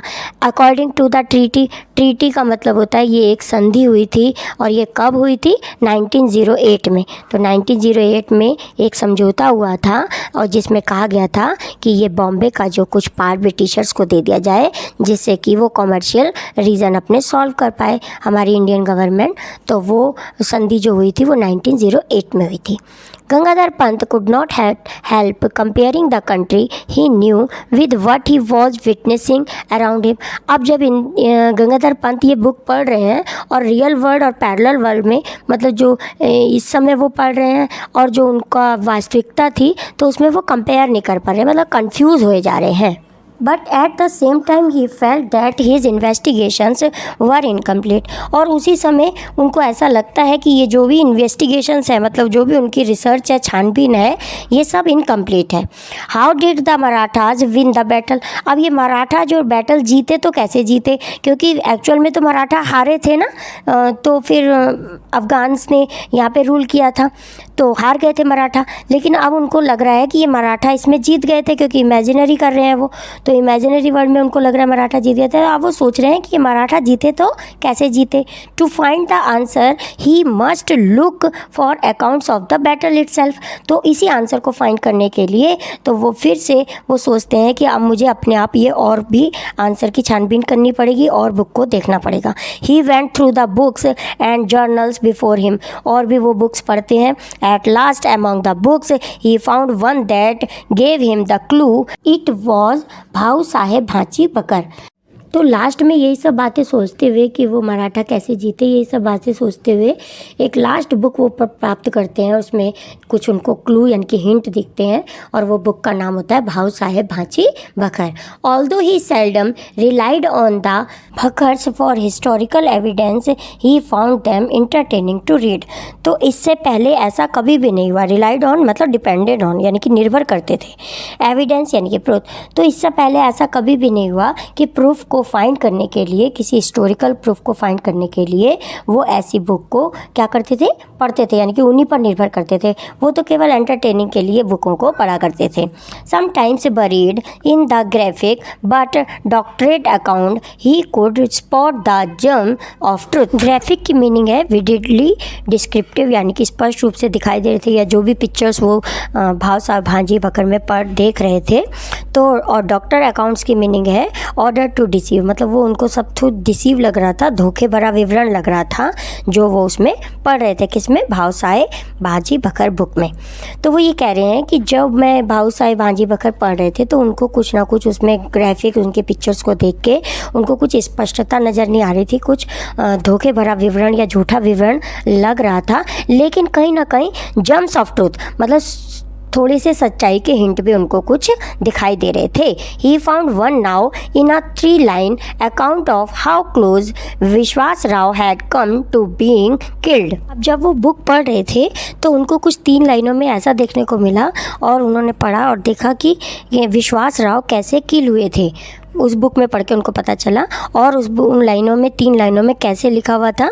And then Vishwas Rao guided his horse to the melee where the elite troops were fighting and he attack them. तो उसमें बताया गया उन 3 लाइनों में जब वो पढ़ रहे थे उसमें लिखा हुआ था कि विश्वास राव जो थे वो मेले की मीनिंग होती है कंफ्यूज्ड फाइट। जो वहाँ फाइट चल रही थी योद्धाओं के बीच में, उस सेनाओं के बीच में जो भी फाइट चल रही थी। एलाइट की मीनिंग होती है सेलेक्टेड यानी चुने हुए योद्धा। चुने हुए योद्धा के बीच में जो भी फाइट चल रही थी उनके अंदर विश्वास राव ने कैसे एंट्री करी, कैसे वो घुसे। एंड गॉड वाज मर्सीफुल, और भगवान कैसे मर्सीफुल हुए, दया आई भगवान को कि a shot brushed past his ear. Brushed past की मीनिंग होती है स्टूडेंट टचिंग लाइटली, यानी कि हल्के से छूता हुआ।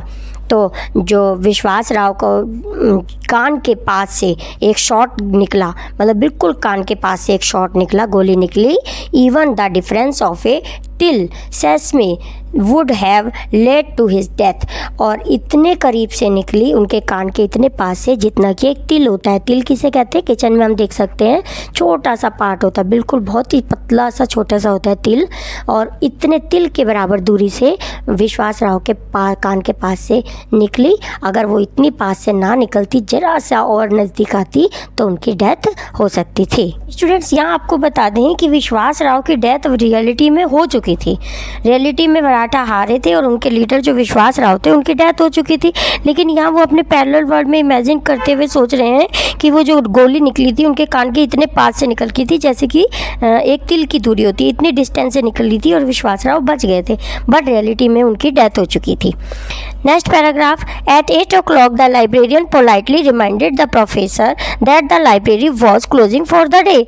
अब 8 बज चुके होते हैं शाम के और लाइब्रेरियन आती हैं और वह कहती हैं कि सर 8 बज चुके हैं और अब ये लाइब्रेरी के बंद होने का टाइम है। Gangadhar Pant emerged from his thought, और गंगाधर पंत एकदम एमर्ज्ड होते हैं। एमर्ज का मतलब होता है केम आउट ऑफ, अपने विचारों से बाहर निकलते हैं, क्योंकि वो बैटल्स के थॉट में खोए हुए थे ना, एकदम अपने आप को संभालते हैं।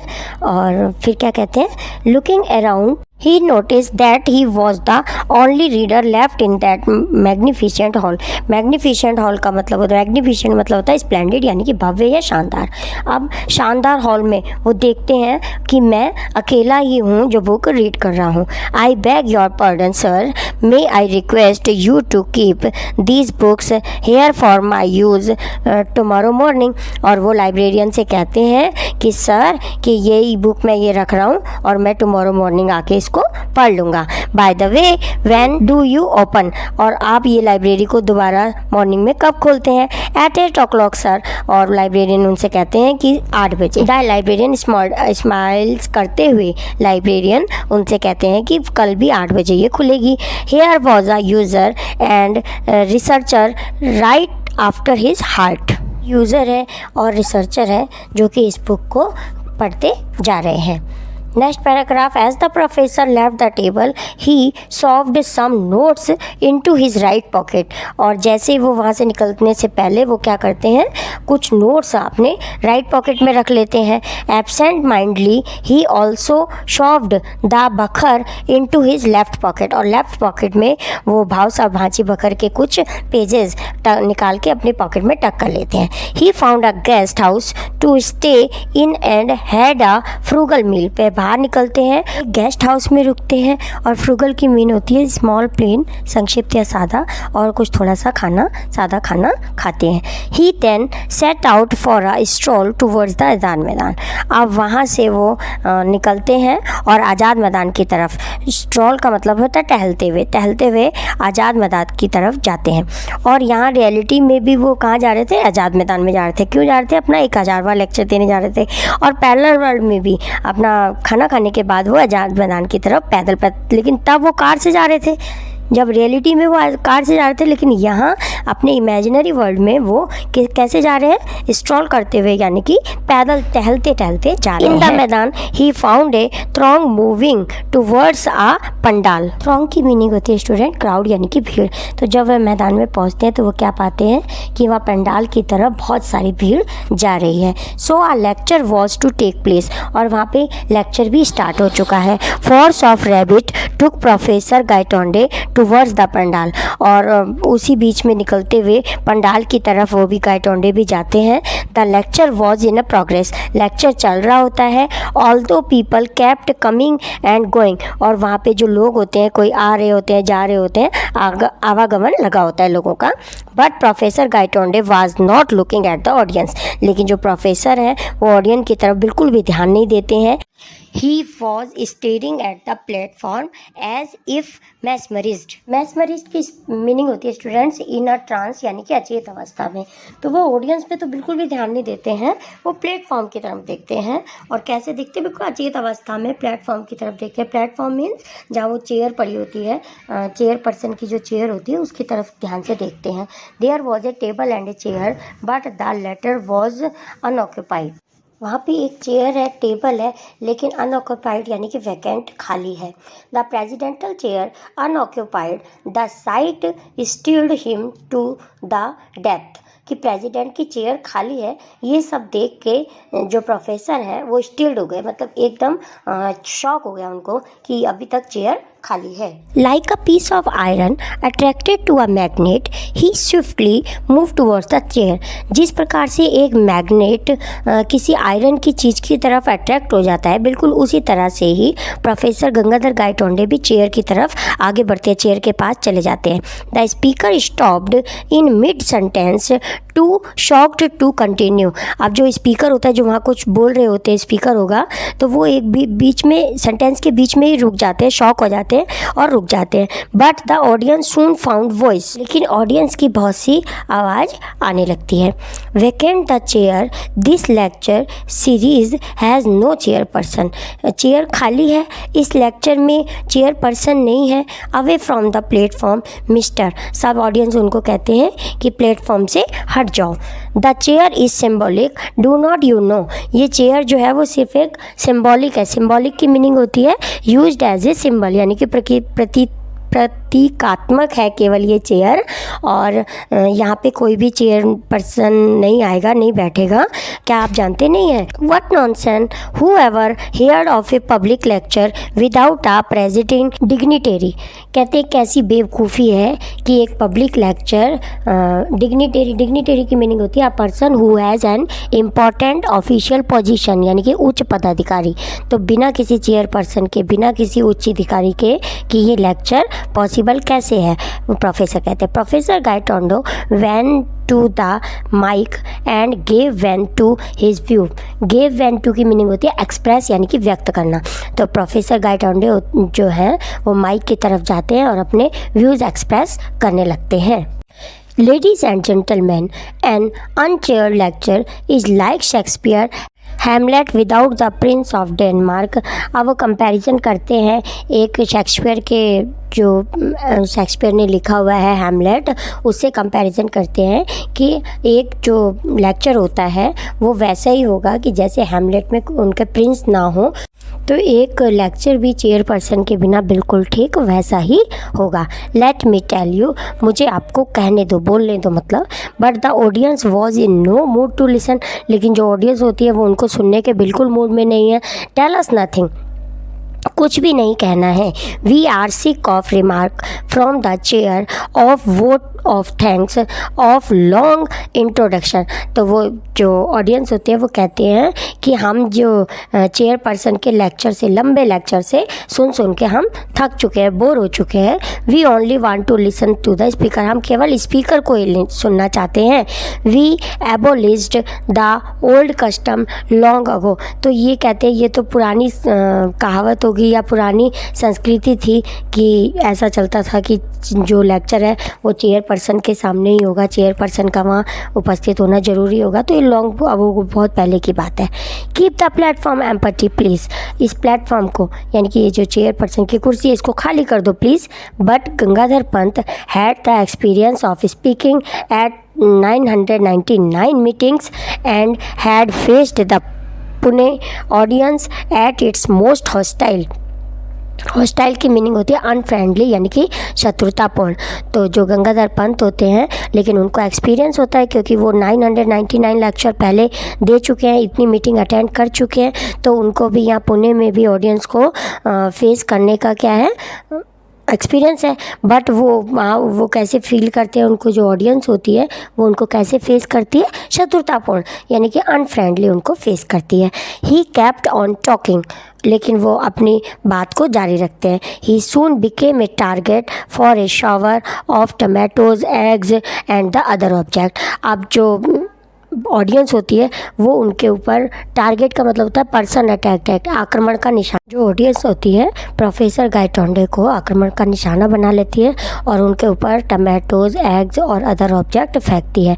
But he kept on the trying valiantly to correct this sacrilege. Valiantly की मीनिंग होती है वीरतापूर्वक, और स्कैरलीज की मीनिंग होती है डिसरेस्पेक्ट, यानी कि अपवित्र व्यवहार। तो जो प्रोफेसर होते हैं वो वीरतापूर्ण अपना लेक्चर कंटिन्यू करते हैं, लेकिन जो ऑडियंस होती है वो उनके साथ स्कैरलीज होती है, यानी कि अपवित्र व्यवहार करती है। Finally the audience swarmed to the stage to eject him bodily. Swarmed की मीनिंग स्टूडेंट्स होती है moved around in a large group, यानी कि झुंड में आगे आए। तो सारी ऑडियंस झुंड के रूप में आगे आए। और इजेक्ट की मीनिंग होती है पुश विद फोर्स, और उनको सबने मिलकर पुश विद फोर्स यानी कि आगे की तरफ उनको धकेल दिया। किसको धकेल दिया? ऑडियंस ने प्रोफेसर गंगाधर गाइटोंडे को धकेल दिया, यानी उनको स्टेज से नीचे उतार दिया। And in the crowd Gangadhar Pant was nowhere to be seen, और इतनी भीड़ के बीच में गंगाधर पंत कहीं भी अब दिखाई नहीं दे रहे थे। Next paragraph, that is all I have to tell Rajendra. तो स्टूडेंट यहाँ तक की सीन तक की जितनी स्टोरी थी ये सब थी उनकी जब वो कॉमा में चले गए थे वहाँ तक का पार्ट था। अब वो क्या कह रहे हैं, that is all I have to tell Rajendra, कि राजेंद्र ये सब जो मैंने तुम्हें बता रहा है, all I know is that I was found in the Azad Maidan in the morning, कि ये सब आज़ाद मैदान मॉर्निंग में ही मेरे साथ हुआ था। But I was back in the world I am familiar with, लेकिन तब मैं कॉमा में था और अब मैं वापस आ गया हूँ, इस रियल वर्ल्ड में वापस आ गया हूँ और तुम्हारे साथ फेमिलियर हूँ और तुम्हारे सामने खड़ा हूँ। Now where exactly did I spend those 2 days when I was absent from here, तो मैं यहाँ नहीं था तो मैं 2 दिन कहाँ था, राजेंद्र से पूछते हैं प्रोफेसर गंगाधर गायतोंडे कि जैसे ही उनको कॉमा से बाहर निकलते हैं, मतलब जब ऑडियंस ने उनको स्टेज से नीचे उतार दिया तो एकदम वो कॉमा से बाहर निकलते हैं और अपने दोस्त राजेंद्र को अपने सामने पाते हैं। तो वो कहते हैं कि अगर मैं यहाँ नहीं था तो फिर मैं 2 दिन कहाँ था। Rajendra was dumbfounded by the narrative, it took him a while to reply। अब जो राजेंद्र होते हैं उनके दोस्त गंगाधर गायतोंडे के जो दोस्त होते हैं वो dumbfounded हो जाते हैं, यानी कि अमेज्ड हो जाते हैं, मूक हो जाते हैं, स्तब्ध से रह जाते हैं और वह कहते हैं कि it took him a while to reply, और उसको आंसर देने के लिए एक बार रुक जाते हैं। Professor, before just prior to your collision with the truck what were you doing, Rajendra asked. अब राजेंद्र उनसे पूछते हैं, जब हैरान हो जाते हैं एकदम सुन के कि ये 2 दिन कहाँ रहा, ऐसे क्यों बोल रहे हैं, तो वो उनसे पूछते हैं कि जब तुम्हारा एक्सीडेंट हुआ था ट्रक के साथ, जब तुम्हारी कार जो है कोलाइड कर गई थी तो तुम किसके बारे में, प्रायर टू मतलब उससे पहले, और कलिजन क्रैश अगेंस्ट, जब कार ट्रक के साथ का टकराव हुआ था कार का, तो उससे पहले तुम क्या सोच रहे थे, राजेंद्र उनसे पूछते हैं प्रोफेसर गंगाधर गायतोंडे से। I was thinking of catastrophe theory and implication for history। तो वो कहते हैं कि मैं कैटास्ट्रॉफ थ्योरी के बारे में सोच रहा था। प्रोफेसर बताते हैं राजेंद्र को, अपने फ्रेंड को, और कैटास्ट्रॉफ थ्योरी का मतलब होता है, कैटास्ट्रॉफ की मीनिंग होती है an event that causes personal suffering, यानी कि विपत्ति या आपत्ति, विपदा आ जाना, इट इज़ कॉल्ड कैटास्ट्रॉफ। और इम्प्लीकेशंस की मीनिंग होती है पॉसिबल इफेक्ट, यानी कि संभावित रिजल्ट। तो वो कहते हैं कि मैं इसी के बारे में, कैटास्ट्रॉफ थ्योरी और इम्प्लीकेशन ऑफ हिस्ट्री के बारे में ही सोच रहा था जब मेरा एक्सीडेंट हुआ था। Right, I thought so, Rajendra smile. अब राजेंद्र स्माइल करते हैं, कहते हैं हाँ ठीक है, मैं भी यही सोच रहा था। वो भी ऐसा ही सोच रहे थे माइंड में। डोंट स्माइल स्मगली, स्मगली की मीनिंग स्टूडेंट होती है feeling to pleased about something that you have achieved, मतलब इसकी मीनिंग होती है टू शो एक्सप्रेस सेटिस्फेक्शन, मतलब तुम इतना भी खुश मत हो, कहते हैं कि इतना भी खुश तुम मत हो। In case you think that it was just my mind playing tricks and my imagination running amok, look at this. वो कहते हैं कि ऐसे भी तुम मत हंसो कि मैं ये सब झूठ बोल रहा हूँ, मतलब मेरे पे तुम विश्वास नहीं कर रहे हो। अमॉक की मीनिंग होती है सडनली बिकमिंग वेरी एंग्री, और जो दोनों के बीच में झड़प हो रही होती है कि वो कह रहे होते हैं कि हाँ ऐसा हुआ था, और राजेंद्र देशपांडे कहते हैं कि ऐसा नहीं हुआ होगा। तो इस पे उन पर झड़प हो रही होती है दोनों की।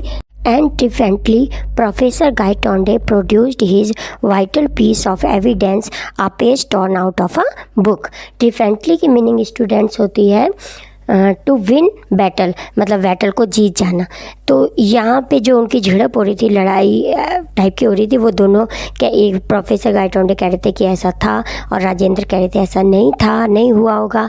तो वो जो भी उनकी झड़प हो रही थी तो उसके बीच में प्रोफेसर गायतोंडे कहते हैं कि तुम मुझे झूठ मत समझो, मुझे तुम्हें दिखाने के लिए वाइटल मतलब वेरी इंपॉर्टेंट, अति महत्वपूर्ण एविडेंस यानी कि प्रूफ या प्रमाण, मुझे तुम्हें दिखाने के लिए प्रमाण है, मेरे पास प्रूफ है। और वो क्या है, a page torn out of a book. तो वो जो बुक के फटे हुए पेज जो वो सोचते हैं कि मैंने लाइब्रेरी से रख लिए थे, तो वही वो कहते हैं राजेंद्र को कि मुझे तुम्हारे दिखाने के लिए मेरे पास प्रूफ भी है, प्रमाण भी है। Rajendra read the text on the pointed page and his face underwent a change. जैसे ही राजेंद्र ने उस पेज के फटे हुए पेज के टुकड़े को पढ़ा तो उनका फेस, जो पहले वो स्माइल कर रहे थे, अब उनका फेस बिल्कुल चेंज हो गया। Gone was the smile and it was place came a grave expression. grave की मीनिंग होती है सैड, तो उनकी जो स्माइल है वो बिल्कुल गायब हो गई और उनका फेस सैड हो गया, उनके फेस के एक्सप्रेशन बिल्कुल सैड हो गए. ही वॉज विजुअली मूव्ड, और एकदम वो विजिबली की मीनिंग होती है in a way that is easily noticeable, स्पष्ट रूप से, और वो बिल्कुल स्पष्ट रूप से शॉक हो गए, मतलब एकदम मूव्ड हो गए, हिल गए, शॉक हो गए. कौन? राजेंद्र देशपांडे, जब उन्होंने वो पेज पढ़ा. Gangadhar Pant pressed home his advantage. अब गंगाधर पंत ने अपना जो प्रूफ दिखाया वो उन्होंने कहा कि हाँ मैं ये गलत नहीं बोल रहा, सही समय पर उन्होंने अपना प्रूफ दिखाया, यानी कि इसका लाभ उठाया जो उन्होंने पेज रखा हुआ था अपनी पॉकेट में. I had inadvertently slipped the bakhar in my pocket as I left the library. और जैसे ही मैं लाइब्रेरी से निकला तो मेरी पॉकेट से भाकर गिर गई. कहने का मतलब था कि वो जो बुक गिर गई लेकिन मेरे पास उसका पेज रह गया, उसका फटा हुआ पेज रह गया. I discovered my error when I was paying for my meal. तो मैं अपनी एरर, अपनी गलती मानता हूँ कि जब मैं खाना खा रहा था तो वो मेरे से भाव साहब बाची बखर जो उन्होंने वो सोच रहे थे कि जो मैंने बुक अपने पॉकेट में रखी थी वो गिर गई, स्लिप्ड हो गई, और ये पेज मेरे पास प्रूफ के तौर पे है. I had intended to return it the next morning but it seems that in the melee of Azad Maidan. कह रहे हैं कि मैं तो इसको वापस करना चाहता था, ये बुक को, पेज को वापस करना चाहता था लाइब्रेरी में, लेकिन वो मेले के कारण हो गया, यानी कि जो आज़ाद मैदान में झड़प हो गई थी ऑडियंस के साथ, तो उसकी वजह से ये सब रह गया. The book was lost, book lost हो गई यानी कि खो गई. Only this torn of page remained, केवल ये फटा हुआ पेज ही मेरे पास रह गया.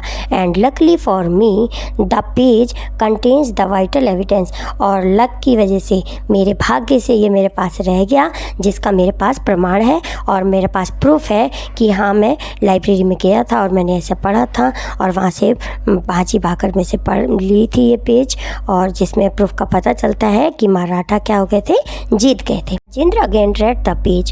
It described how Vishwas Rao narrowly missed the bullet and how that event taken as a omen by the Maratha army turned the tide in their favor. अब राजेंद्र ने उस पेज को पढ़ा और उन्होंने उसमें डिस्क्रिप्शन देखा कि विश्वास राव ने कैसे उस बुलेट को मिस किया और वो जो भी मराठा की आर्मी के फेवर में वह हो गया और under the tide of their favour, और मराठा जीत गए कि किस प्रकार उन्होंने जीत प्राप्त करी. Now look at this. Gangadhar Pant produced his own copy of Bhau Saheb Bachi Bakhar, open at the relevant page. The account ran thus. Professor अपने दोस्त राजेंद्र से कहते हैं कि ये देखो, इसमें गंगाधर पंत दिखाते हैं कॉपी भाव साहेब बाजी बखर की, कि एक तो वो दिखाते हैं कि जो पैरेलल वर्ड की और वो जो आज का वर्ड है, जो दोनों की एक ही पेज उनको दिखाते हैं कि इस पेज को देखो, द अकाउंट रैन थस, और उसमें क्या लिखा हुआ था. And then Vishwas Rao guided his horse to the melee where elite troop were fighting and he attacked them and God expressed his displeasure, he was hit by the bullet. और अब इस page में क्या लिखा हुआ था कि विश्वास राव जो मराठा के लीडर थे, वो मेले मतलब जो योद्धा लड़ाई कर रहे थे घोड़े पे सवार होकर, उसमें बीच में झुंड के बीच में घुसे सेना के बीच में, और गॉड एक्सप्रेस्ड डिसप्लेजर मतलब उन पे भगवान की कृपा नहीं हुई. ही was hit by the bullet, और उनको बुलेट लगी और उनकी डेथ हो गई. जबकि पहले वाले पेज में, उनके पैरेलल वर्ड वाले पेज में क्या लिखा हुआ था कि विश्वास राव के कान के पास से बुलेट निकली और वो बच गए, भगवान की उन पे कृपा हो गई. लेकिन यहाँ पे भगवान की कृपा नहीं हुई और उनकी डेथ हो गई, और यही रियल था. Professor Gaitonde, you have given me food for thought. Food for thought की मीनिंग होती है an idea that make thing seriously and carefully. तो वो कहते हैं, प्रोफेसर गायटोंडे कहते हैं कि तुमने मुझे ये सोचने पर क्या कर दिया है, मजबूर कर दिया है. Until I saw this material evidence I had simply put your experience down to fantasy. Fantasy की मीनिंग होती है कल्पना. तो राजेंद्र उनसे कहते हैं कि अब तक तो मैं यही सोच रहा था कि ये जो दो एविडेंस, दो प्रूफ आपने मुझे दिखाए हैं कि ये केवल तुम्हारी कल्पना है. But facts can be stranger than fantasy as I am beginning to realise. तो अब मैं फेस कर रहा हूँ, मैं रियलाइज़ कर रहा हूँ कि ये जो प्रूफ तुमने मुझे दिखाए हैं ये अजीब है। किससे अजीब है? रियल से, यानी कि जो सच्चाई है उससे बिल्कुल अलग है। As I am beginning to realise, जैसा कि मैं शुरू में रियलाइज़ कर रहा था। Facts, what are the facts? I am dying to know, professor Gaitonde said. Professor Gaitonde कहते हैं फैक्ट्स, क्या ये फैक्ट्स हैं, क्या सच्चाई है? अब मैं ये जानना चाहता हूँ। बहुत उत्सुक हो जाते हैं प्रोफेसर गायटोंडे, बहुत उत्सुक हो जाते हैं और कहते हैं कि ये सच्चाई क्या है, फिर जो सच्चाई है वो आप मुझे बताओ। क्योंकि राजेंद्र उनसे कहते हैं ना कि सच्चाई अलग है और जो फैक्ट्स तुमने मुझे दिखाया, प्रूफ दिखाया, वो अलग है। तो वो जो गायटोंडे होते हैं, प्रोफेसर गायटोंडे, वो जानना चाहते हैं कि ये सच्चाई क्या है, बहुत उत्सुकता से उनसे पूछते हैं। यहीं पे स्टूडेंट्स हमारी इस स्टोरी का 3rd पार्ट कंप्लीट होता है। नेक्स्ट 4th पार्ट में हम इस स्टोरी को कंप्लीट करेंगे। Thank you so much for watching. मिलते हैं नेक्स्ट 4th पार्ट में। Bye. Hello student, this is Anupam Gambhir and you are watching Anupam English classes. आज के इस वीडियो लेक्चर में हम द एडवेंचर हॉर्नबिल की चैप्टर नंबर 7 स्टोरी को कंटिन्यू करेंगे। ये स्टोरी हमारी 3rd पार्ट तक कंप्लीट हो गई थी, जो पेज नंबर 66 के लास्ट 2nd पैराग्राफ पे हम थे। Now page number 66 last paragraph से हम कंटिन्यू करेंगे स्टोरी का 4th part and last part of the story. Now we start it. Rajendra motion him to silence and started pacing the room. Motion की meaning होती है student made a movement with hand, यानी कि संकेत दिया। यहाँ पर मोशन की मीनिंग है संकेत दिया। किसने? राजेंद्र ने। एंड पेसिंग की मीनिंग होती है वॉकिंग। वॉकिंग मतलब चहलकदमी करना। तो प्रोफेसर गायटोंडे ने जब उनसे पूछा कि क्या फैक्ट है, मैं फैक्ट को जानना चाहता हूँ, सत्य क्या है, सच्चाई क्या है, मैं उस सच्चाई को जानना चाहता हूँ कि मैं ये 2 दिन पैरेलल वर्ल्ड में कैसे रहा और मुझे ये दोनों बातें कैसे ध्यान में आ रही हैं। तो उनके ये क्वेश्चन पूछने पर राजेंद्र चुपचाप से संकेत करते हुए चहलकदमी करते हैं रूम में, मतलब इधर से उधर वो चुपचाप घूमते रहते हैं। Obviously under great mental strain, और उन पे जो ऑब्वियसली की मीनिंग होती है क्लियरली, स्पष्टता से, और स्ट्रेन का मतलब होता है स्ट्रेस या टेंशन या तनाव कह सकते हैं हिंदी में। तो बहुत ही तनाव के साथ वो रूम में इधर उधर चहलकदमी कर रहे हैं। Finally he turn around and said, finally वो कहते हैं professor Gaitonde, I will try to rationalize your experience on the basis of 2 scientific theories as known today। तो फाइनली प्रोफेसर को वो क्या कहते हैं? रैशनलाइज की मीनिंग होती है फाइंड अ लॉजिकल रीज़न, यानी कि तर्कपूर्ण कारण ढूंढना। अब वो कहते हैं कि मैं कोशिश करता हूँ लॉजिकल तरीके से ये पता लगाने की कोशिश करता हूँ, किससे? इन 2 साइंटिफिक थ्योरीज से। वो राजेंद्र को ये बात राजेंद्र अपने फ्रेंड से कहते हैं। वेदर आई सक्सीड और not in convincing you of the facts only you can judge, for you have indeed passed through a fantastic experience, or more correctly a catastrophic experience। And Rajendra अपने friend से कहते हैं कि मैं इन 2 theories की से logical fact बताने की कोशिश करता हूँ, लेकिन जज आप ही करोगे कि क्योंकि आप ही इन 2 पैरेलल वर्ल्ड और रियल वर्ल्ड में तुमने एक्सपीरियंस लिया है, तो करेक्टली तरीके से तुम ही बता सकते हो। आ कैटास्ट्रॉफिक एक्सपीरियंस मतलब ये विपत्ति कारक जो स्थिति थी, इसके बारे में तुम ही जज कर सकते हो कि कैसे क्या हुआ था। मैं तो केवल तुम्हें फैक्ट बता रहा हूँ, लॉजिकल फैक्ट ये 2 थ्योरीज के थ्रू बता रहा हूँ। Please continue Rajendra, I am all ears, professor Gaitonde replied. Rajendra continue pacing as he talked. तो वो कहते हैं राजेंद्र से कहते हैं गायटोंडे, प्लीज़ प्लीज़ मुझे जल्दी बताओ। आई एम ऑल ईयर मतलब मैं पूरे ध्यान से तुम्हें सुन रहा हूँ। प्रोफेसर गायटोंडे रिप्लाई करते हैं उनको, राजेंद्र को। Rajendra continue pacing as he talked, और राजेंद्र अपनी बात को कंटिन्यू करते हैं। You have heard a lot about catastrophe theory at that seminar. तुमने बहुत से सेमिनार अटेंड किए हैं और तुम्हें कैटास्ट्रॉफ थ्योरी के बारे में तो पता ही है। Let us apply it to be battle of Panipat. अब हम इसको बैटल ऑफ पानीपत पे अप्लाई करते हैं। Wars fought face to face on open grounds offer excellent example of this theory. आगे राजेंद्र कहते हैं कि ये जो बैटल ऑफ पानीपत है, कौन सा बैटल है, थर्ड बैटल ऑफ पानीपत को इमेजिन करते हैं।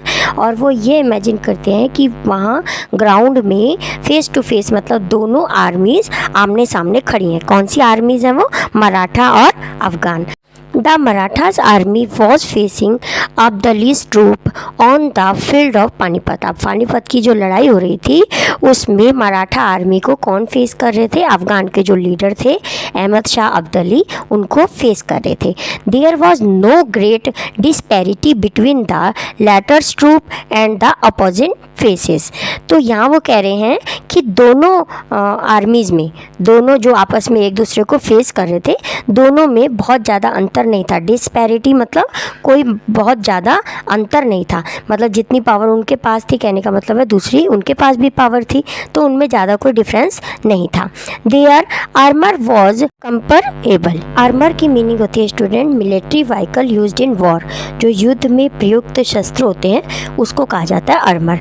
तो कह रहे हैं कि जो आर्मर है वहाँ पे युद्ध में यूज़ होने वाले शस्त्र हैं वो भी सब सेम ही है, मतलब एक ही जैसे हैं दोनों के पास। So a lot dependent on the leadership and the moral of the troops. तो अब राजेंद्र आगे उन्हें बताते हैं प्रोफेसर को कि जो दोनों टीमों के शस्त्र हैं वो भी एक जैसे हैं, ट्रूप उनकी सेनाएं भी एक जैसी हैं, मतलब जितने योद्धा उनके पास हैं वैसे ही योद्धा उनके पास भी हैं, शक्तिशाली जैसे शस्त्र उनके पास हैं वैसे ही मराठास के पास भी हैं और अफगान के पास भी हैं। तो चेंज कहाँ है, चेंज केवल उनके लीडरशिप में है। लीडरशिप यानी कि एक तरफ है विश्वास राव और दूसरी तरफ है अब्दाली, तो दोनों के लीडरशिप में ही डिफरेंस है कि कौन अपनी टीम को मोरल करता है। मोरल मतलब मोटिवेट करता है, यानी अपनी अपनी जो टीमें उनकी ट्रूप्स हैं, सेनाएं हैं, उनकी हिम्मत कैसे बढ़ाता है और कौन बढ़ाता है। बस डिफरेंस इतना ही है, बाकी उन दोनों सेनाओं में कोई डिफरेंस नहीं है, दोनों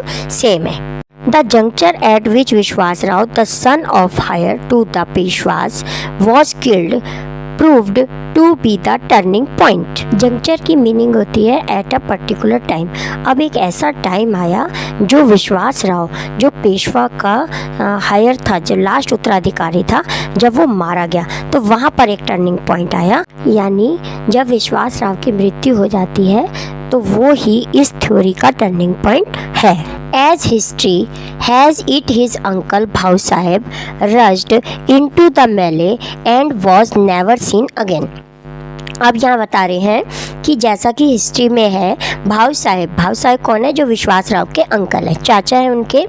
तो वो मेले मतलब इस कन्फ्यूज़न में सब लोग आ जाते हैं कि जब भाव साहब, जब उनकी मृत्यु हो जाती है विश्वास राव की, और उनके जो अंकल थे भाव साहिब, जो उनके सेकंड लीडर थे, वो भी कहीं पे दिखाई नहीं देते, तो ये ही वहाँ पे कन्फ्यूज़न आ जाता है। Whether he was killed in battle or survived is not known। अब वह बैटल में यानी कि युद्ध में मारे गए या फिर मतलब ये किसी को भी पता नहीं चला कि वह युद्ध में मारे गए या कहाँ गए। But for the troops at that particular moment that blow of lodging there leaders was crucial. कि यहाँ मीनिंग है शॉक। तो जैसे ही उनकी सेना को पता चलता है, मराठास की सेना को पता चलता है कि विश्वास राव जो थे वो मारे गए और जो सेकंड लीडर थे भाव साहिब, जो उनके अंकल थे विश्वास राव के, वो सरवाइव कर गए या कहीं चले गए, मारे गए, क्यों पता नहीं चल पा रहा था। तो उनकी पूरी सेना के बीच में तो उनका जो आत्मविश्वास होता है, वहाँ उनका आत्मविश्वास, मोरल क्या होता है, डाउन हो जाता है, अपने आप को वो डाउन समझने लगते हैं। They lost their morale and fighting spirit, और उनका जो आत्मविश्वास है वो बिल्कुल गिर जाता है। There followed an utter rout. Utter rout की मीनिंग होती है आ डिफीट, और यहीं पे वे अपनी हार मान लेते हैं। कौन? मराठास के जो लीडर, मराठास की जो सेना होती है, ट्रूप होती है, वो अपने आप को वो हार मान लेती है यहाँ पे। Exactly professor, and what you have shown me on that torn page is the course taken by the battle when the bullet missed विश्वास राव। अब वो कहते हैं प्रोफेसर चलो ठीक है, ये सब तो ठीक है कि मराठास हारे, लेकिन जो तुमने फटा हुआ पेज मुझे दिखाया, अब यहाँ पे कन्फ्यूज़न आ रही है, क्योंकि उसमें जो तुमने बताया कि वो जो बुलेट है वो विश्वास राव को मिस कर गई, यानी कि उनको लगी ही नहीं और विश्वास राव बच गए। A crucial event gone the other way. अब यहाँ पे जो क्रूशियल की मीनिंग होती है एक्सट्रीमली इम्पोर्टेंट। यहाँ पे एक क्रूशियल इवेंट ये हुई है कि दोनों अलग चीज़ें हुई हैं, कि रियलिटी में तो उनका आत्मविश्वास जो मॉरल है वो गिर गया क्योंकि वे हार गए, विश्वास राव की डेथ हो गई।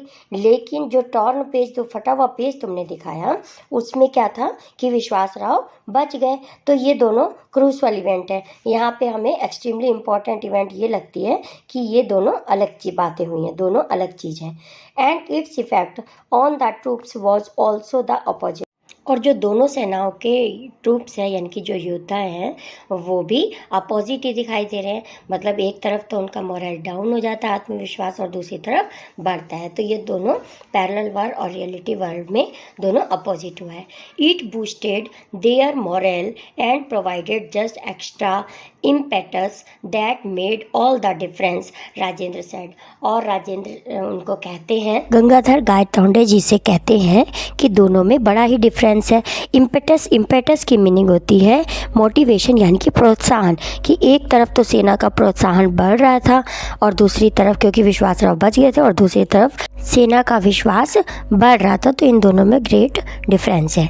May be so similar statements are made about the battle of Waterloo. अब वे बैटल ऑफ पानीपत का कंपैरिजन बैटल ऑफ वाटरलू से करते हैं और कहते हैं कि ऐसा भी हो सकता था। कैसा कि which Napoleon could have won, कि जिसमें नेपोलियन जीत जाते। But we live in a unique world which has a unique history, लेकिन हम एक यूनिक वर्ल्ड में रहते हैं। यूनिक की meaning only one of its kind, यानी कि एक अद्वितीय वर्ल्ड में रहते हैं जिसकी हिस्ट्री भी यूनिक है। यानी कि हिस्ट्री की बातों को हम बदल नहीं सकते। जो तथ्य हैं वो तो फैक्ट है, वो चेंज नहीं हो सकता हिस्ट्री का, हम केवल अनुमान ही लगा सकते हैं। This idea of it might have been is okay for the sake of speculation but not for reality, Gangadhar said. अब वे कहते हैं कि ऐसा भी हो सकता था, यानी कि वे केवल क्या कर रहे हैं, अनुमान लगा रहे हैं। ओके की मीनिंग होती है ऑल राइट, एंड स्पेकुलेशन की मीनिंग होती है forming opinion without knowing all facts, यानी कि अनुमान लगाना।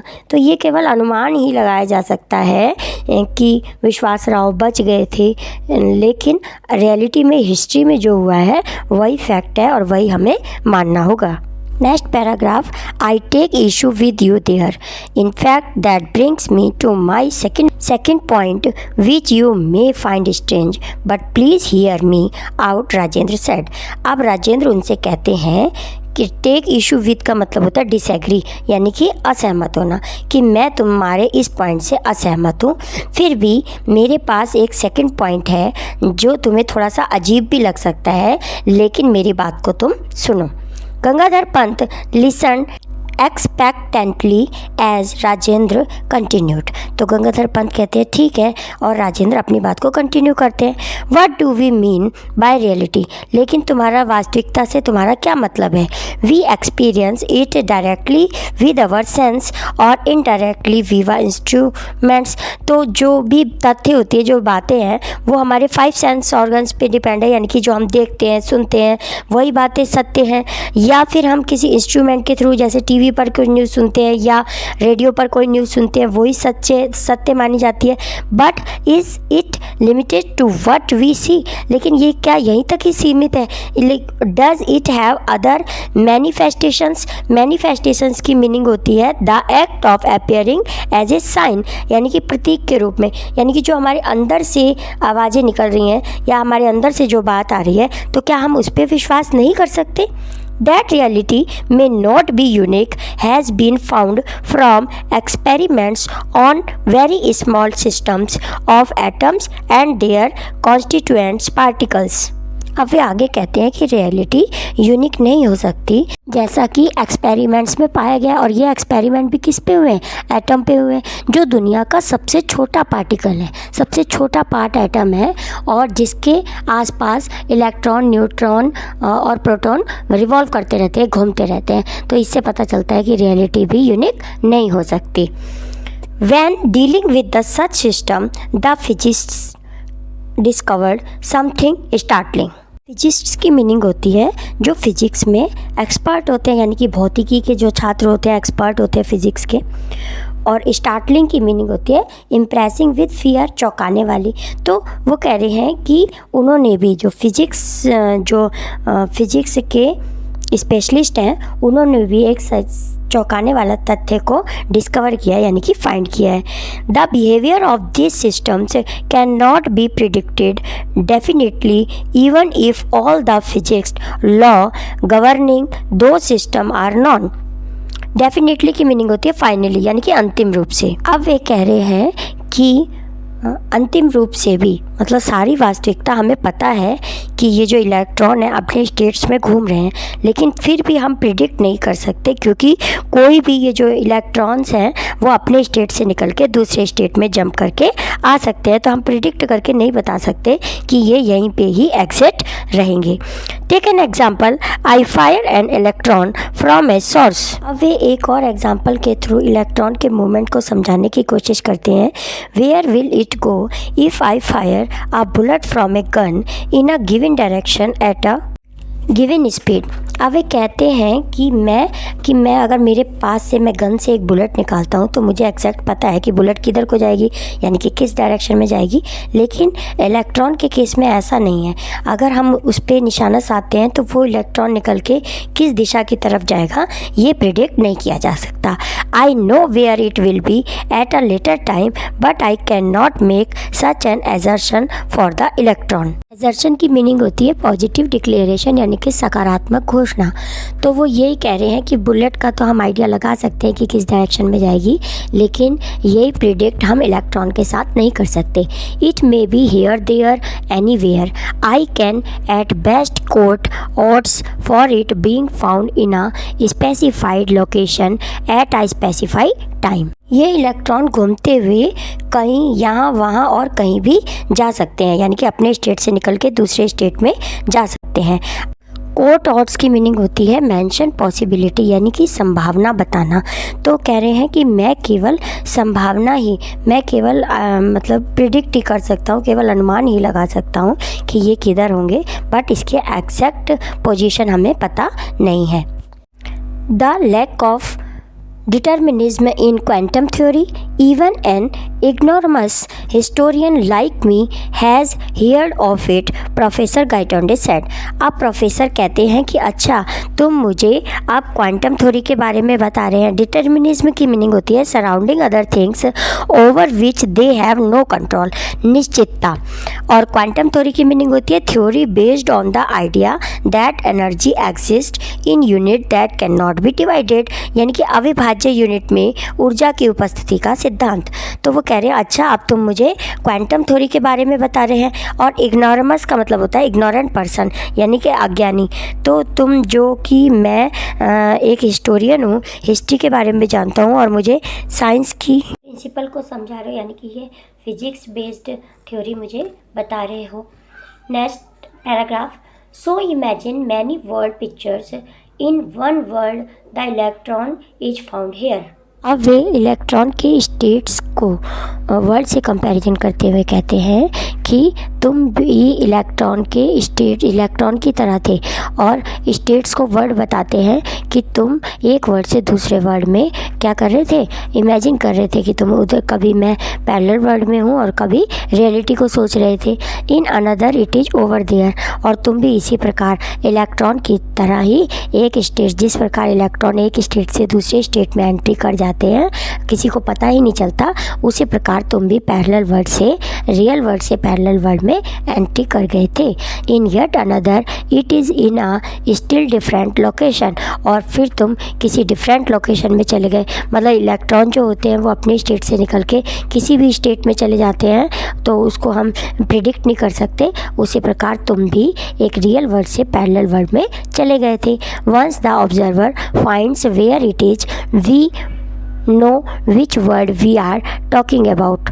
अब राजेंद्र कह रहे हैं कि एक बार ऑब्जर्वर को अगर पता चल जाए कि वह कहाँ है, कौन से वर्ड में है, तो हम एग्जिट कर सकते हैं, यानी कि हम सही अनुमान लगा सकते हैं। But all those alternative words could exit just the same. Rajendra ये भी कह रहे हैं कि जिस प्रकार इलेक्ट्रॉन के स्टेट्स एक से ज़्यादा स्टेट्स एग्जिस्ट कर सकते हैं, उसी प्रकार तुम भी एक वर्ड से ज़्यादा वर्ड को एग्जिट कर सकते हो, क्योंकि जिस प्रकार तुम बता रहे थे कि 2 दिन पहले तुम दूसरे वर्ल्ड में थे, अब तुम रियल वर्ल्ड में हो, तो इस प्रकार एक वर्ड से ज़्यादा में तुम सेम वर्ड में एग्जिट्स कर सकते हो। Rajendra pause to marshal his thoughts. Marshal की मीनिंग होती है टू अरेंज, यानी कि क्रम में रखना। अब राजेंद्र इतनी सारी बातें उनको बता दी, सारे पैरेलल वर्ड और उनको कॉमा के बारे में, सारे इलेक्ट्रॉन न्यूट्रॉन के बारे में समझाया।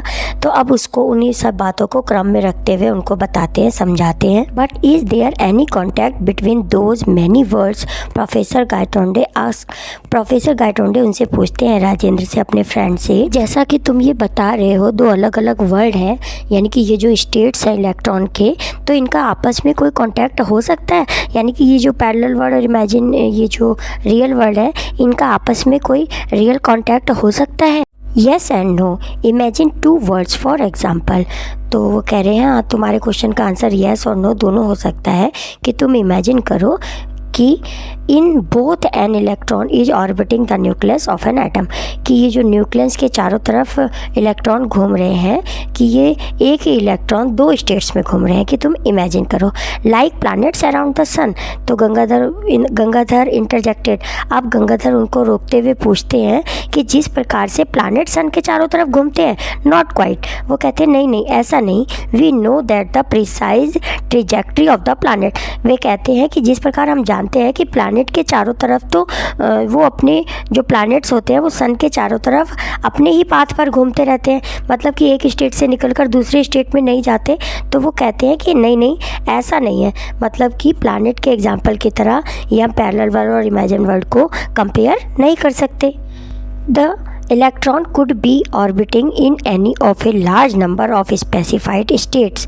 क्योंकि वो जो इलेक्ट्रॉन होते हैं वो अपने स्टेट से दूसरे स्टेट में भी एग्जिट कर जाते हैं, लेकिन जो प्लैनेट है, अब जैसे मरकरी या वीनस है, वो केवल अपने ही पाथ में घूमेगा, यानी कि अपने स्टेट यानी कि अपने ही पाथ पे घूमेगा सन के चारों तरफ। मरकरी अपने पाथ से निकल के वीनस के में नहीं जाएगा। तो लेकिन जो इलेक्ट्रॉन के केस में ऐसा नहीं है, वो एक स्टेट से निकल के दूसरे स्टेट में भी आ सकते हैं, यानी कि एक स्टेट में अगर एक घूम रहा है तो दूसरे में 2 या उससे अधिक भी हो सकते हैं। These state may be used to identify the world. In state number 1 we have the electron in state of higher energy. In state number 2 it is the state of a lower energy. जो professor Gaitonde हैं वो भी ये physics के इसको जानते हैं, electrons के बारे में जानते हैं, इनके स्टेट्स को, और वो कहते हैं कि जिस प्रकार एक स्टेट नंबर 1 में जो एनर्जी होती है इलेक्ट्रॉन के पास, वो दूसरे में जब एग्जिट करता है तो वो थोड़ी सी अपनी एनर्जी को रिलीज़ कर देता है, अपनी थोड़ी सी एनर्जी को छोड़ देता है। It can make a jump from high to low energy and spend out a pulse of radiation. और पल्स ऑफ रेडिएशन के कारण, पल्स ऑफ रेडिएशन की मीनिंग होती है short increase in powerful very dangerous radioactive waves, यानी कि रेडियोधर्मी किरणों में एक छोटी वृद्धि जो हो जाती है एक स्टेट से दूसरे स्टेट में आने पर। तो क्या ऐसा ही तुम्हें मुझे समझाने की कोशिश कर रहे हो, क्या ऐसा ही हुआ है? तो इस प्रकार के क्वेश्चन पूछते हैं कौन? प्रोफेसर गायतोंडे राजेंद्र से पूछते हैं। Such transition are common in microscope system. और कुछ जो चेंजेस होते हैं ये माइक्रोस्कोप से देखे जा सकते हैं। What if it happened on A macroscopic level? Rajendra said. अब राजेंद्र कहते हैं कि जो बहुत छोटे होते हैं वो उनको तो हम देख सकते हैं, लेकिन जो बड़े लेवल के होते हैं उनको तो हम माइक्रोस्कोप से भी नहीं देख सकते। I get you are suggesting that I made a transition from one world to another and back again? Gangadhar ask. Gangadhar Pant ji उनसे कहते हैं राजेंद्र से, आई गेट यू, हाँ मैं समझ गया कि तुम मुझे किस प्रकार से समझाने की कोशिश कर रहे हो, एक इलेक्ट्रॉन के थ्रू समझाने की कोशिश कर रहे हो कि जैसे इलेक्ट्रॉन एक स्टेट से दूसरे स्टेट में आ जाता है और मैं भी एक वर्ल्ड से दूसरे वर्ल्ड, यानी कि मैं पहले इस वर्ल्ड से पैरेलल वर्ल्ड में गया और फिर वहाँ कुछ चेंजेस देखे, ट्रांजिशन मतलब चेंजेस, वहाँ कुछ मैंने चेंजेस देखे और फिर वापस बैक अगेन और फिर वापस इसी वर्ल्ड में आ गया। Fantastic, through it seems this is the only explanation I can offer. Rajendra कहते हैं कि चलो बहुत अच्छा है कि जिस प्रकार मैं तुम्हें समझाने की कोशिश कर रहा था वैसा ही तुम समझ गए। My theory is that catastrophic situation offer radically different alternative for the world to proceeds.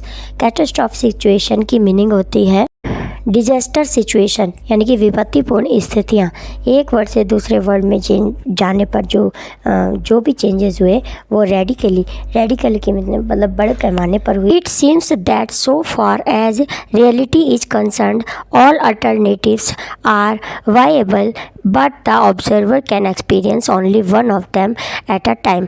अब वो कहते हैं कि एक ही समय में एक पर्सन दो वर्ड में एग्जिट नहीं कर सकता, यानी कि अगर वो रियल में है तो रियल के वर्ड के बारे में ही सोच सकता है, लेकिन पैरेलल वर्ड में था तो वो केवल पैरेलल यानी कि इमेजिनरी बातें ही सोच सकता है। एक ही समय में दो वर्ड में वो एग्जिट नहीं कर सकता। Now last paragraph of page number 68। By making a transition you are able to experience two worlds although one at a time. अब राजेंद्र प्रोफेसर गायतोंडे को बता रहे हैं कि तुमने जो भी चेंज किया, यानी कि तुम एक ही बार में दो वर्ड में नहीं गए, एक समय में एक ही वर्ड को तुमने एग्जिस्ट किया। The one you live in now and the one where you spend 2 days। एक वो वर्ड जहाँ तुम अभी हो और एक वो वर्ड था जिसमें तुमने 2 दिन बिताए, यानी कि तुम्हारा वो जो कॉमा वाला world. One has the history we know, एक हिस्ट्री जो हम सबको पता है जो कि वास्तविकता है। The other are different history, और एक वो हिस्ट्री जो तुमने पैरेलल वर्ड में देखी। द सेपरेशन और bifurcation took place in the battle of Panipat. Bifurcation की मीनिंग होती है डिवीज़न, चेंजेस या विभाजन कह सकते हैं। तो कह रहे हैं कि जो विभाजन हुआ वो बैटल ऑफ पानीपत में हुआ। अब ये क्यों हुआ? You neither travel to the past nor to the future. अब आगे राजेंद्र उनसे कहते हैं कि तुम ना तो पास्ट में गए तो ना फ्यूचर में, तुम इसी वर्ड में हो कि ना तुम बैटल ऑफ पानीपत, यानी कि वो तुम सिर्फ कॉमा में जाने की वजह से तुम्हें लगा कि तुम दूसरे वर्ड में चले गए थे, लेकिन ना तुम पास्ट में गए और ना तुम फ्यूचर में, तुम यहीं इसी वर्ड में हो। You were in the present but experiences in different word. तुम इसी वर्ड में हो, प्रेजेंट वर्ड में हो, लेकिन जो तुम्हारा एक्सपीरियंस है वो अलग अलग वर्ड का रहा क्योंकि कॉमा में जाने की वजह से। Of course, by the same token, there must be many more different words arising out of purification at a different points of time। अब वो कह रहे हैं कि हम एक ही समय में दो अलग अलग जगह, दो अलग अलग वर्ड में एग्जिस्ट नहीं कर सकते, जबकि दो अलग अलग वर्ड में एग्जिस्ट करते समय दो अलग अलग समय का होना भी, पॉइंट ऑफ टाइम का होना भी ज़रूरी है। मतलब अलग अलग टाइम में अलग अलग वर्ड में हम एग्जिस्ट कर सकते हैं, बट एक ही टाइम में हम दो वर्ड में एग्जिस्ट नहीं कर सकते। Now page number 69। As Rajendra concluded, Gangadhar Pant asked the question that was beginning to bother him most. अब राजेंद्र कंक्लूड करते हैं और गंगाधर पंत उनसे पूछते हैं एक क्वेश्चन जो कि उनको बॉदर यानी कि उनको बहुत ही परेशान कर रहा था। But why did I make the transition, कि लेकिन ये मेरे अंदर चेंज क्यों आया, मैंने ऐसा चेंज क्यों किया, कि मुझे ऐसा क्यों लगा कि मैं बैटल ऑफ पानीपत के थर्ड बैटल ऑफ पानीपत में मुझे बिल्कुल उसका डिफरेंट पोजीशन ही क्यों नज़र आई, तो मैंने ऐसा सब कुछ चेंज क्यों पाया। If I knew the answer I would solve a great problem. कह रहे अगर मैं यह जानता होता तो मैं ये इतनी बड़ी प्रॉब्लम को सॉल्व करता। Unfortunately there are many unsolved question in science and this is one of them. तो वो कह रहे हैं कि ये ऐसे अनफॉर्चुनेट, दुर्भाग्य से ऐसे बहुत से क्वेश्चन है साइंस में जिसमें से ये एक है। But that does not stop me from guessing, लेकिन ये मुझे गैस करने से नहीं रोक सकते, मतलब अब मैं गैस कर सकता हूँ। Rajendra smiled and proceed. Rajendra smile करते हैं और आगे बढ़ते हैं, कहते हैं you need some interaction to cause the transition. Interaction की मीनिंग होती है रीज़न, तो ये कुछ तुम्हारे रीज़न हैं जिसकी वजह से तुम्हारे अंदर चेंज आया, ट्रांजिशन मतलब चेंज आया। Perhaps at the time of collision you were thinking about the catastrophe theory and its role in wars. तो जिस समय तुम्हारा कोलिजन हुआ, कोलिजन का मतलब टक्कर हुई, क्रैश, टक्कर हुई ट्रक के साथ, उस समय तुम यही सब बातें, वॉर की बातें ही सोच रहे थे, क्योंकि वो स्पीच देने जा रहे थे ना बैटल ऑफ पानीपत के। तो इस थर्ड बैटल ऑफ पानीपत के बारे में ही वो स्पीच देने जा रहे थे, तो इसीलिए उनके माइंड में ये सब बातें आई। आप कॉमा में जाने के बाद भी ये सब बातें उनके माइंड में आई। Maybe you were wondering about the battle of Panipat, और इसी प्रकार तुम बैटल ऑफ पानीपत में भी चले गए, थर्ड बैटल ऑफ पानी, क्योंकि उसी के बारे में सोच रहे थे। Perhaps the neurons in your brain acted as a trigger. अब न्यूरॉन्स की मीनिंग होती है cell that carry information between the brain and other part, यानी कि सूचना तंत्रीय कोशिकाएं होती हैं जो हमारे ब्रेन तक सारे मैसेजेस पहुंचाती हैं। तो और ट्रिगर की मीनिंग होती है कॉज, होना, यानी कि किसी विशेष प्रतिक्रिया का कारण बनना। तो यही कुछ वजह थी जो तुम सोच रहे थे बैटल ऑफ पानीपत में, तो ये इन्हीं वजहों के कारण तुम्हारे माइंड में ये सब बातें ट्रिगर कर गई, यानी कि आ गई। A good guess, I was indeed wondering what course history would have taken if the result of battle had gone the other way, professor Gaitonde said. अब गायटोंडे कहते हैं सही गैस किया तुमने कि मैं अदर वर्ल्ड में चला गया था, लेकिन अगर ऐसा सही होता, मतलब कि जैसा मैंने इमेजिन किया था वैसा ही सही होता, तो हमारी हिस्ट्री कितनी सही होती, कितनी बदली हुई होती। That was going to be the topic of my 1000th presidential address. And Gaitonde कहते हैं कि यही मेरा 1000वां लेक्चर था जो कि मैं देने जा रहा था, और मेरा टॉपिक भी यही था। Now you are in a happy position of recounting your real life experience rather than just speculating. Speculating की मीनिंग होती है अनुमान लगाना। यहाँ प्रोफेसर गायटोंडे से राजेंद्र कहते हैं कि अब तो तुम सही पोजीशन का पता लगा के आ चुके हो, यानी कि पैरेलल वर्ल्ड में भी एक्सपीरियंस करके आ चुके हो, तो तुम अपना लेक्चर में ये सब चीज़ें अनुमान लगाने की ज़रूरत नहीं है, मतलब ये सब एग्जैक्ट तुम सब बता सकते हो। But Gangadhar Pant was grave, लेकिन जो गंगाधर पंत होते हैं वो चुपचाप बैठे हुए। ग्रेव मतलब बिल्कुल सैड बैठे हुए, सैड कह सकते हैं, ग्रेव की मीनिंग सैड, कि वो बिल्कुल सैड बैठे हुए हैं। No Rajendra, my 1000th address was made on the Azad Maidan when I was so rudely interrupted। अब प्रोफेसर कहते हैं कि नहीं राजेंद्र, अब मेरा 1000वां जो लेक्चर था वो कंप्लीट हो चुका है। कहाँ? आज़ाद मैदान में, जो उन्होंने पैरेलल वर्ल्ड में दिया था। और वो कह रहे हैं जहाँ पे र्यूडली की मीनिंग होती है लैक ऑफ रेस्पेक्ट, यानी कि अशिष्टता से, और इंटरप्टेड की मीनिंग होती है स्टॉप्ड इन बिटवीन, कि जहाँ पर ऑडियंस ने मुझे अशिष्टता से बीच में ही मेरे लेक्चर को रोक दिया था, तो अब वो मेरा 1000वां लेक्चर कंप्लीट हो गया है। No the professor Gaitonde who disappeared while defending his chair on the platform will now never be seen presenting at the another meeting. I have conveyed my regrets to the organizers of the Panipat seminar. अब organisers की meaning होती है those who arrange, यानी कि जो संचालक होते हैं। वो प्रोफेसर कह रहे हैं कि नहीं, मेरा 1000वां लेक्चर हो चुका है, कि जहाँ पे प्लेटफॉर्म पे मुझे चेयर से उतार दिया गया था और मेरी ऑडियंस के द्वारा बेइज्जती कर दी गई थी, वो मेरा 1000वां लेक्चर हो गया है। और अब मैंने सॉरी बोल दिया है। रिग्रेट्स का मतलब होता है सॉरी। अब मैंने अपनी असमर्थता जता दी है। किसको? ऑर्गेनाइजर्स को। ऑर्गेनाइजर्स यानी कि जो संचालक थे वहाँ के पानीपत सेमिनार जहाँ होने वाला था, जो वो लेक्चर देने जाने वाले थे प्रोफेसर, अब वो कह रहे हैं कि मैंने वहाँ पे अपना सॉरी रिग्रेट लेटर भेज दिया है, और अब मैं कोई भी अपना लेक्चर नहीं दूंगा। और यहीं पे स्टूडेंट्स हमारा चैप्टर कंप्लीट होता है। नेक्स्ट वीडियो लेक्चर इसी चैप्टर के क्वेश्चन आंसर का होगा। I hope you will enjoy this video and you will gain good score in your examination. Thank you so much for watching. मिलते हैं next video lecture में। Bye.